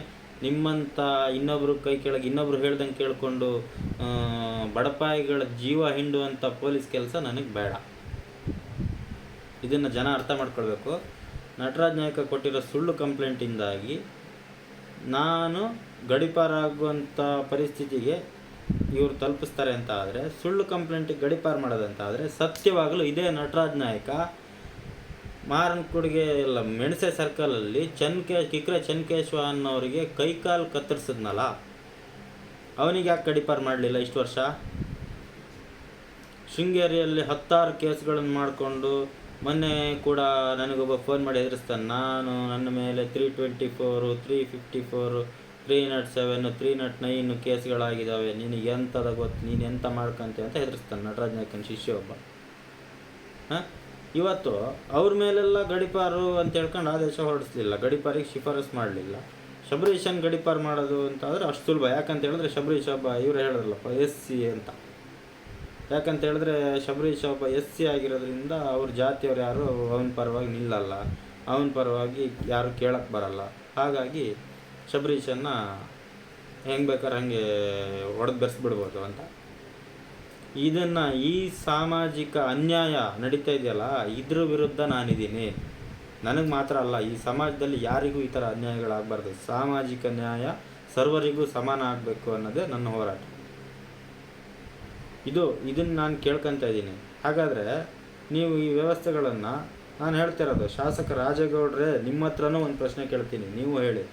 ಅವತ್ತು ಪೊಲೀಸ್ ಸ್ಟೇಷನ್ನಲ್ಲಿ ಒಬ್ಬ SI ಜಕ್ಕಣ್ಣ ಅನ್ನೋರು 307 ಕೇಸ್ ಮಾಡ್ತಾರೆ ಅಂತ ಆದರೆ, ಒಬ್ಬ MLA ಹೇಳಿದೆ ಈ ಕೇಸನ್ನು ಮಾಡಿರೋಕ್ಕೆ ಸಾಧ್ಯನೇ ಇಲ್ಲ. ಯಾಕಂತ ಹೇಳಿದ್ರೆ ನಾವೆಲ್ಲ ಕಂಪ್ಲೇಂಟ್ ಕೊಡೋಕ್ಕೆ ಹೋದರೆ ನಮ್ಮ ಹತ್ರ 108 ಪ್ರಶ್ನೆ ಮಾಡೋರು. ಇವ್ರ ಹತ್ರ ಯಾವ ಪ್ರಶ್ನೆನೂ ಮಾಡದೆ 307 ಕೇಸ್ ಮಾಡ್ತಾರೆ ಅಂದರೆ, ಅದಕ್ಕೆ ನಿಮ್ಮದು ಒಂದು ಕೃಪಾಶೀರ್ವಾದ ಇದೆ ಅಂತ ನಮಗೆ ಗೊತ್ತಿದೆ.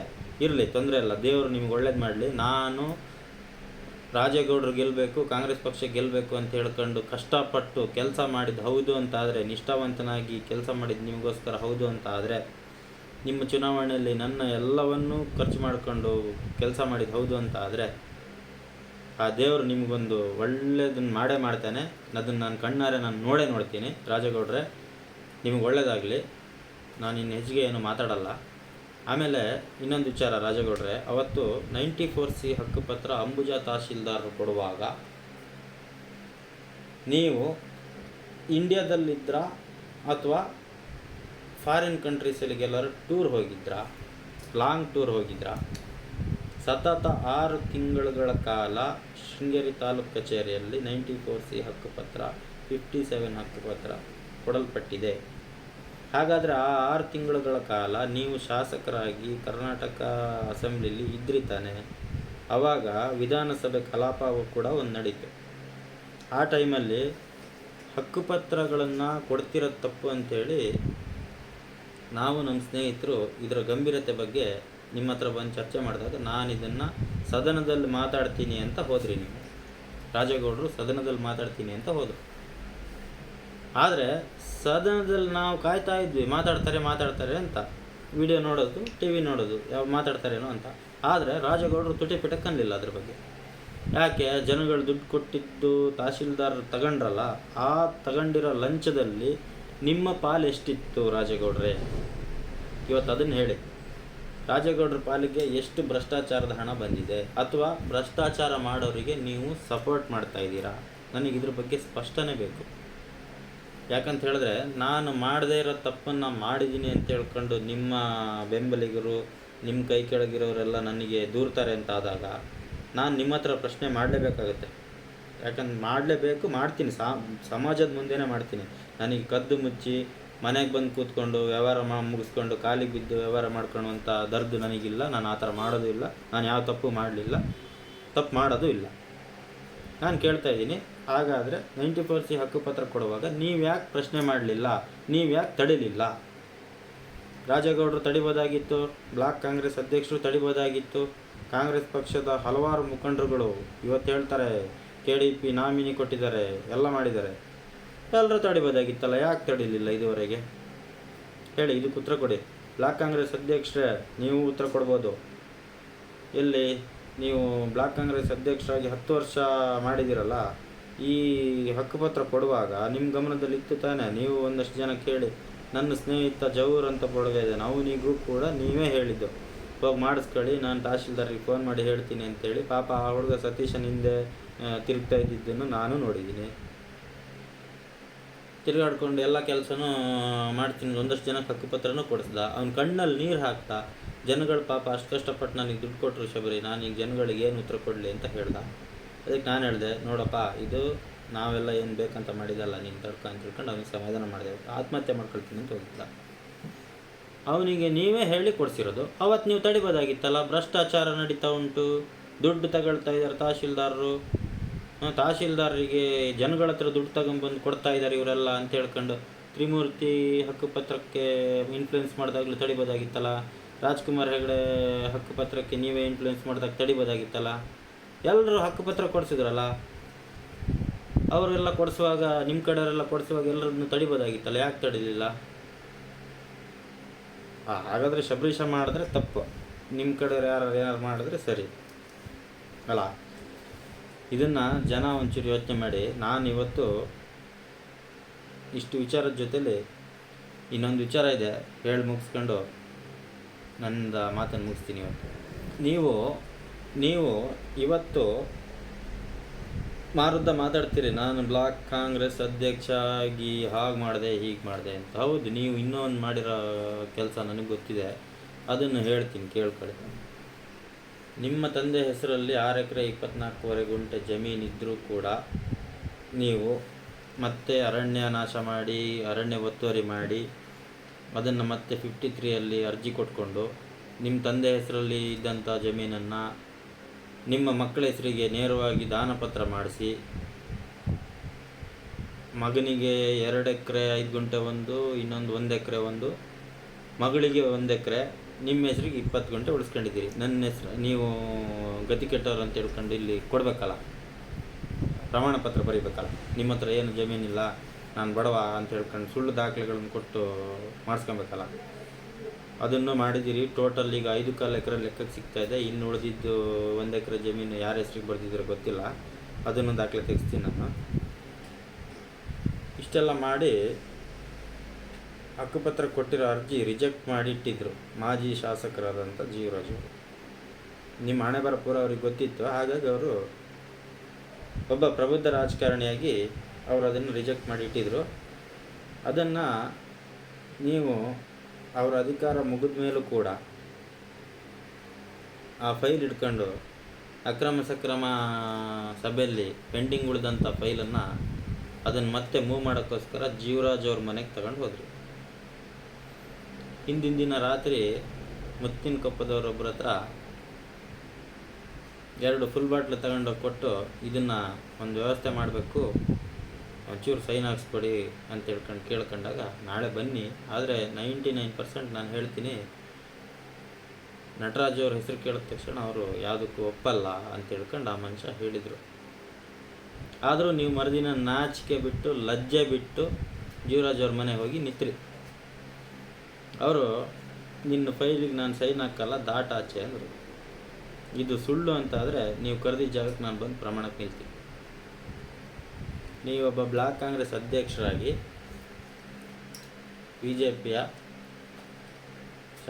ಮಾಜಿ ಶಾಸಕರು ಮನೆಗೆ ಹೋಗಿ, ನನಗೆ ನಿಮ್ಮ ಮೇಲೆ ವೈಯಕ್ತಿಕವಾಗಿ ಏನೂ ಇಲ್ಲ, ರಾಜಕೀಯವಾಗಿ ಎಲ್ಲೋ ಒಂದಷ್ಟು ಕಡೆ ಮಾತಾಡಿದ್ದೀನಿ ಅಷ್ಟೇ ಅಂತ ಹೇಳ್ಕೊಂಡು ಭಿಕ್ಷೆ ಬೇಡಕ್ಕೆ ನಿಂತಿದ್ರಿ ಅನ್ನೋ ವಿಚಾರ ನನಗೆ ಯಾರೋ ಮಾಜಿ ಶಾಸಕರ ಮನೆಯಿಂದ ಹೇಳಿದ್ದಲ್ಲ, ಶೃಂಗೇರಿಯ ಕಾಂಗ್ರೆಸ್ ಮುಖಂಡರುಗಳೇ ಹೇಳಿದರು.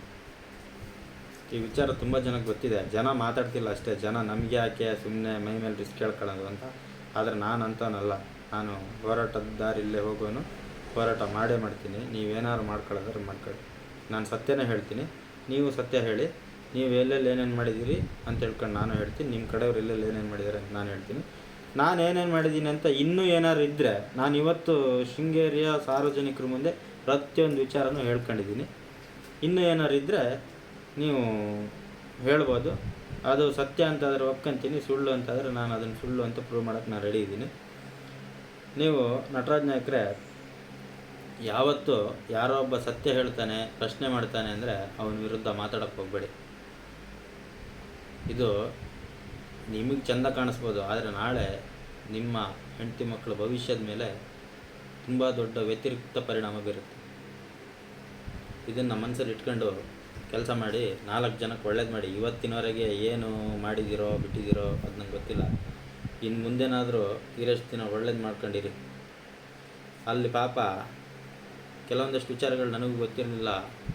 ಬಡಪಾಯಿ ಗೋವಿಂದ ನಾಯ್ಕರು ಯಾವುದಕ್ಕೂ ಇಲ್ಲದೇ ಇರೋ ಅಮಾಯಕ ಮನುಷ್ಯ. ಹೆಂಡ್ತಿಗೆ ಬ್ರೈನ್ ಸರ್ಜರಿ ಆಗಿ ಬೆಡ್ಡಲ್ಲಿರುವಂಥ ಮಹಿಳೆಯವರು ಅವರಿಗೆ ಸೇವೆ ಮಾಡ್ಕೊಂಡು ಕಷ್ಟಪಡ್ಕೊಂಡು ಜೀವನ ಮಾಡ್ತಾಯಿದ್ದಾರೆ ಗೋವಿಂದ ನಾಯ್ಕರು. ಅವರಿಗೆ ಮಾಡಿರೋ ಅನ್ಯಾಯ ಒಂದೆರಡಲ್ಲ ಈ ನಟರಾಜ್ ನಾಯ್ಕರು. ಅವರೇ ಹೇಳಿರೋದು, ನನ್ನ ಹತ್ರ ಎಲ್ಲದೂ ಇದೆ, ನನಗೆಲ್ಲ ಸತ್ಯದ ಗೊತ್ತಿದೆ. ಅವ್ರು ಹೇಳ್ತಾರೆ, ಅವ್ರ ಜಮೀನನ್ನು ಮಾರಾಟ ಮಾಡಿ ಏನೋ ಒಂದು ಮಾಡ್ಕೊಳ್ಳೋಣ ಅಂತ ಹೇಳ್ಕೊಂಡು ಹೋದರೆ, ಜಮೀನು ಕೊಡೋದ್ರೆ ನನಗೆ ಕೊಡಬೇಕು, ಅದು ಹೆಂಗೆ ಬೇರೆಯವ್ರಿಗೆ ಮಾರ್ತೀನಿ, ನಾನು ನೋಡ್ತೀನಿ ಅಂತ ಹೇಳ್ಕೊಂಡು ಸವಾಲು ಹಾಕೋಂಥ ನಾಯಕ ನಟರಾಜ್ ನಾಯ್ಕ. ಅಷ್ಟು ಮಾಡಿದ್ದಕ್ಕೆ ಅವರೆಲ್ಲ ವಿಚಾರ, ಶಬರೀಶ್ ಅವರೇ ನೀವು ಮಾಡ್ತಿರೋದು ಕರೆಕ್ಟಾಗಿದೆ, ಸರಿ ಇದೆ, ನೀವು ಹೇಳ್ತಿರೋದೆಲ್ಲ ಮಾಡ್ತಿರೋದೆಲ್ಲ ಕರೆಕ್ಟಾಗಿದೆ, ನೀವು ಇನ್ನೂ ಮುಂದುವರಿಸಿ, ನನ್ನ ಆಶೀರ್ವಾದ ನಿಮಗಿದೆ, ನಾವು ಸಪೋರ್ಟ್ ಮಾಡ್ತೀವಿ, ನಿಮಗೆ ಏನು ಬೇಕು ನೀವು ನಮ್ಮ ಮನೆಗೆ ಬಂದಿರಿ ಏನಾದ್ರು ತೊಂದರೆ ಆದರೆ ಅಂತ ಹೇಳ್ಕೊಂಡು ಕರೆದಂಥ ಒಳ್ಳೆ ವ್ಯಕ್ತಿ ಅಮಾಯಕ ಗೋವಿಂದ ನಾಯ್ಕರು. ಅವರು ನಿಮ್ಮ ಬಗ್ಗೆನೂ ಹೇಳಿದರು, ನಿಮ್ಮ ಜೊತೆಲಿರ್ತಕ್ಕಂಥ ಸಂದೀಪ್ ನಾಯ್ಕನ ಬಗ್ಗೆನೂ ಹೇಳಿದರು. ಅದನ್ನು ನಾನು ಒಂಚೂರು ಎಲ್ಲ ದುಡುಕಿ ಅವ್ರು ಮಾತಾಡಿದ ವಿಚಾರನ ಒಂದಷ್ಟು ಜನಕ್ಕೆ ತಿಳಿಸ್ಬಿಟ್ಟೆ. ಅದರಿಂದಾಗಿ ಪಾಪ ಅವ್ರ ಮಗಳ ಹೆಸರು ಇವತ್ತು ನಂಗೆ ಗೊತ್ತಿಲ್ಲ. ಇಲ್ಲಿ ಏನು ಹಿಂದುಳಿದ ವರ್ಗಗಳ ಕಲ್ಯಾಣ ಇಲಾಖೆಯಲ್ಲಿ ನಾವು ಕೆಲಸ ಮಾಡ್ತಿದ್ರಂತೆ, ಆ ಹುಡುಗಿನ ಕೆಲಸದಿಂದನೇ ಕಿತ್ತಾಕಿದೆ. ಯೋಚನೆ ಮಾಡಿ, ಇವರ ವಿರುದ್ಧ ಮಾತಾಡಿದ್ರೆ, ಸತ್ಯ ಮಾತಾಡಿದ್ರೆ ಅವರ ಮಕ್ಕಳಿಗೂ ಇವರು ತೊಂದರೆ ಕೊಡ್ತಾರೆ, ಮರಿಗೂ ತೊಂದರೆ ಕೊಡ್ತಾರೆ, ಅವರಿಗೂ ತೊಂದರೆ ಕೊಡ್ತಾರೆ. ಪೊಲೀಸ್ನವ್ರು ಇದ್ರ ಬಗ್ಗೆ ಕಂಪ್ಲೇಂಟ್ ಮಾಡಿದ್ರು ಕೂಡ ಯಾವುದೇ ವ್ಯತಿರಿಕ್ತವಾದಂಥ ಕಠಿಣ ಕ್ರಮ ತಗೊಳ್ಳಲ್ಲ. ಶೃಂಗೇರಿಯಲ್ಲಿ ಮರಳು ದಂಧೆ, ಹೌದು ಮರಳು ದಂಧೆ ಮಾಡ್ತಾಯಿದ್ದಾರೆ. ನಾನು ಹೇಳಿದೆ, ನಾನು ಕೂಡ ಕಂಪ್ಲೇಂಟ್ ಮಾಡಿದೆ. ಆಲಂದೂರು ಭಾಗದಲ್ಲಿ, ಕಾನಹಳ್ಳಿ ಭಾಗದಲ್ಲಿ, ಕೊಡೂರು ಸುಡ್ರಿಯನ್ನಲ್ಲಿ, ಅಲ್ಲೆಲ್ಲ ಮರಳಾಟಲ್ಲಿ ದಿನ ರಾತ್ರಿ ಮರಳು ಕಳ್ಳತನ ಆಗ್ತಾಯಿದೆ ಅಂಥೇಳಿ ಪೊಲೀಸ್ನವರಿಗೆ ಖುದ್ದಾಗಿ ನಾನು ಫೋನ್ ಮಾಡಿ ಹೇಳಿದ್ದೀನಿ. ಮೇಲ್ಗಡೆನೂ SP ಲೆವೆಲ್ಗೂ ಹೇಳಿದ್ದೀನಿ. ಆದರೆ ಇಲ್ಲಿ ಪೊಲೀಸ್ನವರು ಹೋಗ್ತಾರೆ, ಅಲ್ಲಿ ಗುದ್ಲಿ ಸಿಕ್ತು, ಬುಟ್ಟಿ ಸಿಕ್ತು, ಅಲ್ಲಿ ಯಾರೂ ಸಿಕ್ಕಿಲ್ಲ ಶಬರೀಶ್ ಅವರೇ ಅಂತ ವಾಪಸ್ ಫೋನ್ ಮಾಡ್ಕೊಂಡು ಆ ಬುಟ್ಟಿ ಗುದ್ಲಿ ಹಿಡ್ಕೊಂಡು ಬಂದುಬಿಡ್ತಾರೆ. ಹೆಂಗೆ ಅಂತ ಹೇಳಿದ್ರೆ, ಇವ್ರು ಹೋಗೋಷ್ಟೊತ್ತಿಗೆ ಮುಂಚೆನೇ ಫೋನ್ ಮಾಡಿ ಹೇಳ್ಬಿಡೋದು, ಈ ಥರ ಫೋನ್ ಮಾಡಿದಾರಪ್ಪ, ಬಂದಿದ್ದೀವಿ ಅಂತೇಳಿ. ಇದು ನನಗೆ ಹೆಂಗೆ ಗೊತ್ತಾಯ್ತು ಅಂತ ಹೇಳಿದ್ರೆ, ಮರಳು ದಂಧೆ ಮಾಡ್ತಿರೋರು ಕುಡ್ಕೊಂಡು ಎಲ್ಲ ಮಾತಾಡ್ತಾರೆ. ಶಬರೀಶ್ ಹಂಗೆ ತಲೆ ಸರಿ ಇಲ್ಲ ಮರ, ಬೋಳಿ ಮಗ, ಅವನು ನಾವು ಮರಳು ಹೊಡಿತಿದ್ರೆ ಫೋನ್ ಮಾಡಿ ಪೊಲೀಸ್ನವ್ರಿಗೆ ಹೇಳ್ಕೊಡ್ತಾನೆ, ಅವನು ಬಿಡಬಾರ್ದು ಕಣ್ರ, ಒಂದಿನ ಗಾಡಿ ಅಡಿ ಹಾಕಬೇಕು ಅಂತ. ಹಂಗಂದ್ರೆ ಏನರ್ಥ, ಪೊಲೀಸ್ನವ್ರಿಗೆ ನಾವು ಕಂಪ್ಲೇಂಟ್ ಕೊಡೋದನ್ನು, ನಾವು ಯಾರ ಮೇಲೆ ಕಂಪ್ಲೇಂಟ್ ಕೊಡ್ತೀವೋ ಅವ್ರ ಹತ್ರ ಹೇಳ್ಕೊಂಡು ಪೊಲೀಸ್ನವರು ನಮಗೂ ಅವರಿಗೂ ಹಚ್ಚಾಕ್ಬಿಡೋದು, ಪಡ್ಕೊಂಡು ಸಾಯ್ರಿ ನೀವು ಅಂತ. ಪೊಲೀಸ್ನವ್ರಿಗೆ ದುಡ್ಡಾದರೆ ಸಾಕು, ಸಮಾಜದಲ್ಲಿ ಯಾರು ಹೆಂಗಾರು ಹಾಳಾಗೋಗಲಿ. ಈ ವ್ಯವಸ್ಥೆ ವಿರುದ್ಧ ನನ್ನ ಹೋರಾಟ. ನ್ಯಾಯವಾಗಿ ನ್ಯಾಯ ಸಿಗಬೇಕು ಜನಗಳಿಗೆ. ಮೊದಲು ನಮಗೆ ನ್ಯಾಯ ಕೊಡ್ರಿ, ನಮಗೆ ನ್ಯಾಯ ಕೊಡಿ, ನಮ್ಗೆ ಕೊಟ್ಟಂಗೆ ಜನಗಳಿಗೆ ನ್ಯಾಯ ಕೊಡಿ. ಸಾರ್ವಜನಿಕ ನ್ಯಾಯ ಸರ್ವರಿಗೂ ಸಮಾನವಾಗಿರಲಿ, ಅಷ್ಟೇ ನಾನು ಕೇಳ್ಕೊತಿರೋದು, ಮತ್ತೇನಿಲ್ಲ. ಇವತ್ತು ನಾನು ಇಷ್ಟೆಲ್ಲ ವಿಚಾರಗಳನ್ನು ಹೇಳಿದ್ದೀನಿ. ನಾಳೆ ದಿನ ಇವರೇ ಯಾರಾದರೂ ನನ್ನ ಮೇಲೆ ಅಟ್ಯಾಕ್ ಮಾಡಿದ್ರು ಮಾಡ್ಬೋದು. ನನ್ನ ಹೋರಾಟ ಇಲ್ಲಿಗೆ ಕೊನೆ ಆಗಬಾರ್ದು ಅನ್ನೋದೇ ನನ್ನದೊಂದು ಕೊನೆ ಆಸೆ. ನಾನಿವತ್ತು ರಾಜಕೀಯದಲ್ಲಿ ಚುನಾವಣೆಗೆ ನಿಂತಿದ್ದೀನಿ, ಸ್ಪರ್ಧೆ ಮಾಡಬೇಕು ಅಂತ ಮಾಡಿದ್ದೀನಿ. ಯಾಕಂದರೆ ಸಂವಿಧಾನ ನನಗೆ ಕೊಟ್ಟಿರುವಂಥ ಹಕ್ಕು, ಪ್ರತಿಯೊಬ್ಬ ಪ್ರಜೆಯನ್ನು ಚುನಾವಣೆಯಲ್ಲಿ ಸ್ಪರ್ಧೆ ಮಾಡ್ಬೋದು. ಆ ಕಾರಣಕ್ಕೋಸ್ಕರ ನಾನು ಸ್ಪರ್ಧೆ ಮಾಡ್ತಾಯಿದ್ದೀನಿ. ಉಡುಪಿ ಚಿಕ್ಕಮಗಳೂರು ಲೋಕಸಭಾ ಕ್ಷೇತ್ರದಲ್ಲಿ ಮತ್ತು ಚಿತ್ರದುರ್ಗ ಲೋಕಸಭಾ ಕ್ಷೇತ್ರದಲ್ಲಿ ಎರಡೂ ಕಡೆಯೂ ಸ್ಪರ್ಧೆ ಮಾಡ್ತಾಯಿದ್ದೀನಿ. ಕರುನಾಡ ಸೇವಕರ ಪಕ್ಷ, ಕರುನಾಡ ಸೇವಕರ ಪಾರ್ಟಿ KSP ಅನ್ನುವಂಥ ಪಕ್ಷದಲ್ಲಿ ನನಗೆ ಗುರುತಿಸಿ ಕರ್ನಾಟಕ ರಾಜ್ಯದ ರಾಜ್ಯಾಧ್ಯಕ್ಷನಾಗಿ ನನಗೆ ಜವಾಬ್ದಾರಿ ಕೊಟ್ಟಿದ್ದಾರೆ. ನಾನು ಈಗಿನ್ನೂ 15-20 ದಿನ ಆಯಿತು ಆ ಜವಾಬ್ದಾರಿ ತಗೊಂಡು. ಕೂಡಲೇ ನನ್ನ ಪಕ್ಷಕ್ಕಾಗಿ, ಪಕ್ಷದ ಪ್ರಚಾರಕ್ಕಾಗಿ ಈ ಸರಿ ನಾನು ಚುನಾವಣೆಯಲ್ಲಿ ಸ್ಪರ್ಧೆ ಮಾಡಿದ್ದೀನಿ. ನನಗೇನಾದರೂ ಜನ ಒಲಿದು ಅವಕಾಶ ಕೊಟ್ಟರೆ ನಾನು ನನ್ನ ಕಾಯವಾಚ ಮನಸ ನನ್ನ ಜೀವನವನ್ನು ಜನಸೇವಕ್ಕಾಗಿ, ಈ ಕ್ಷೇತ್ರದ ಅಭಿವೃದ್ಧಿಗಾಗಿ ಮುಡಿಪಾಗಿಡ್ತೀನಿ ಅಂತ ನಿಮ್ಮ ಮುಂದೆ ಹೇಳ್ತಾ ಇದ್ದೀನಿ. ಹಾಗಂತ ಪ್ರಮಾಣ ಕೂಡ ಮಾಡ್ತೀನಿ. ನನಗೆ ಇನ್ನು ಜೀವನದಲ್ಲಿ ಬೇರೆ ಇನ್ನೇನು ಆಸೆ ಇಲ್ಲ. ನಾನು ಇರೋವರೆಗೆ ಜನಗಳ ಮಧ್ಯೆ, ಜನಗಳ ಜೊತೆಯಲ್ಲಿ, ಜನಗಳಿಗೋಸ್ಕರ, ಜನಗಳಿಗೇನಾದರೂ ಒಳ್ಳೇದು ಮಾಡ್ತಾ ಬದುಕಬೇಕಂತ ಡಿಸೈಡ್ ಮಾಡಿದ್ದೀನಿ. ಹಾಗೇ ಇರ್ತೀನಿ. ದಯವಿಟ್ಟು ಅಂಥದ್ದು ಇದ್ದಿದ್ರಲ್ಲೂ ಶೃಂಗೇರಿಯ, ನಾನು ಹುಟ್ಟಿ ಬೆಳೆದಿದ್ದಂಥ ಶೃಂಗೇರಿ ಜನ, ನಾನು ಹುಟ್ಟಿ ಬೆಳೆದಂಥ ಶೃಂಗೇರಿಯ ಪ್ರಜ್ಞಾವಂತ ಜನ, ದಯವಿಟ್ಟು ನನಗೆ ಆಶೀರ್ವಾದ ಮಾಡಿ, ಸಪೋರ್ಟ್ ಮಾಡಿ, ನನ್ನ ಒಳ್ಳೆ ಕೆಲಸಗಳಿಗೆ ಸಪೋರ್ಟ್ ಮಾಡಿ ಸಾಕು. ನಾನು ಕೆಟ್ಟದ್ದು ಮಾಡ್ತಿದ್ದೀನಿ ಅಂತ ನಿಮ್ಮ ಕಣ್ಣಿಗೆ ಕಂಡ್ರೆ ದಯವಿಟ್ಟು ಬೇಡ. ಅಂಥ ಕೆಟ್ಟ ವಿಚಾರಗಳಿಗೆ ಸಪೋರ್ಟ್ ಮಾಡಬೇಡಿ. ನನಗೆ ಹೇಳಿ, ನೀವು ನೇರ ಹೇಳಿ, ಶಬರೀಶ್ ನೀನು ಮಾಡ್ತೀರ ಸರಿ ಇಲ್ಲ ಅಂತ. ನಾನು ತಕ್ಷಣ ಅದನ್ನು ತಿದ್ಕೊಳ್ತೀನಿ. ಗೊತ್ತಿಲ್ಲದೆ ಮಾಡಿದರೆ, ಗೊತ್ತಿದ್ದು ಮಾಡಿದರೆ ಅದನ್ನು ಮುಂದೆ ಯಾವತ್ತೂ ಮಾಡಲ್ಲ. ಹಾಗಾಗಿ ಕೈ ಮುಗಿದು ನಿಮ್ಮ ಹತ್ರ ಕೇಳ್ಕೊಳ್ತೀನಿ, ಶೃಂಗೇರಿ ಜನಗಳು, ನಾನು ಇದುವರೆಗೂ ಮಾಡಿರ್ತಕ್ಕಂಥ, ತಿಳಿದೇ ಮಾಡಿರ್ತಕ್ಕಂಥ ತಪ್ಪುಗಳನ್ನು ಕ್ಷಮಿಸಿ ನನಗೆ ಮುಂದೆ ಒಳ್ಳೆ ರೀತಿಯಲ್ಲಿ ಸೇವೆ ಮಾಡ್ಕೊಂಡು ಬದುಕಲಿಕ್ಕೆ, ಜನಗಳ ಸೇವೆ, ಈ ಕ್ಷೇತ್ರದ ಸೇವೆ ಮಾಡ್ಕೊಂಡು ಬದುಕಲಿಕ್ಕೆ ಒಂದು ಅವಕಾಶ ಮಾಡಿಕೊಡಿ. ನಾನು ನಿಮ್ಮ ಎಲ್ಲರ ಆಶೀರ್ವಾದಕ್ಕೆ ಋಣಿಯಾಗಿ ಬದುಕ್ತೀನಿ ಅಂತ ಹೇಳ್ತಾ, ನಾನಿವತ್ತು ನಿಮ್ಮ ಮುಂದೆ ಒಪ್ಕೊಳ್ಳೋಕೆ ಬಂದಿರುವಂಥ ಎಲ್ಲ ಸತ್ಯ ವಿಚಾರಗಳನ್ನು ಹೇಳ್ಬಿಟ್ಟಿದ್ದೀನಿ. ಇನ್ನೇನು ಹೇಳೋದಿಲ್ಲ. ಇನ್ನೇನು 2-3 ದಿನದಲ್ಲಿ ಚುನಾವಣೆ ಇದೆ. ಚುನಾವಣೆಗೆ ಉತ್ತಮ ವ್ಯಕ್ತಿ ಯಾರು, ಯಾರು ಉತ್ತಮರು, ಯಾರು ಹಿತವರು, ಯಾರು ಜನಪರ ಕಾಳಜಿ ಇರೋರು, ಯಾರು ಜನರಿಗೋಸ್ಕರ ಹೋರಾಟ ಮಾಡೋರು, ಅವ್ರಿಗೆ ಓಟ್ ಹಾಕಿ. ಎಲ್ಲರೂ ನನಗೆ ಓಟ್ ಹಾಕಿ ಅಂತ ನಾನು ಕೇಳಲ್ಲ. ಯಾಕಂತ ಹೇಳಿದ್ರೆ ಎಲ್ರಿಗೂ ನಾನು ಇನ್ನೂ ರೀಚ್ ಆಗಲಿಲ್ಲ. ನಾನು ಯಾರ್ಯಾರಿಗೆ ರೀಚ್ ಆಗಿದ್ದೀನಿ, ನಾನು ಯಾರ್ಯಾರಿಗೆ ಒಳ್ಳೆಯವನು ಅಂತ ಕಾಣ್ತಾ ಇದ್ದೀನಿ, ನಾನು ಯಾರಿಗೆ ಒಳ್ಳೇದು ಮಾಡ್ತೀನಿ ಅಂತ ನಂಬಿಕೆ ಇದೆ, ಅವರೆಲ್ಲರೂ ನನಗೆ ಓಟ್ ಹಾಕಿ. ದಯವಿಟ್ಟು ನನಗೆ ಆಶೀರ್ವಾದ ಮಾಡಿ. ದಯವಿಟ್ಟು ನಾನು ಮಾಡಿರೋಂಥ ತಪ್ಪುಗಳನ್ನು ಕ್ಷಮಿಸಿ ಅಂತ ಮತ್ತೊಮ್ಮೆ ಕೇಳ್ಕೊಳ್ತಾ ನಾನು ನನ್ನ ಮಾತನ್ನು ಮುಗಿಸ್ತೀನಿ. ಜೈ ಹಿಂದ್, ಜೈ ಕರ್ನಾಟಕ.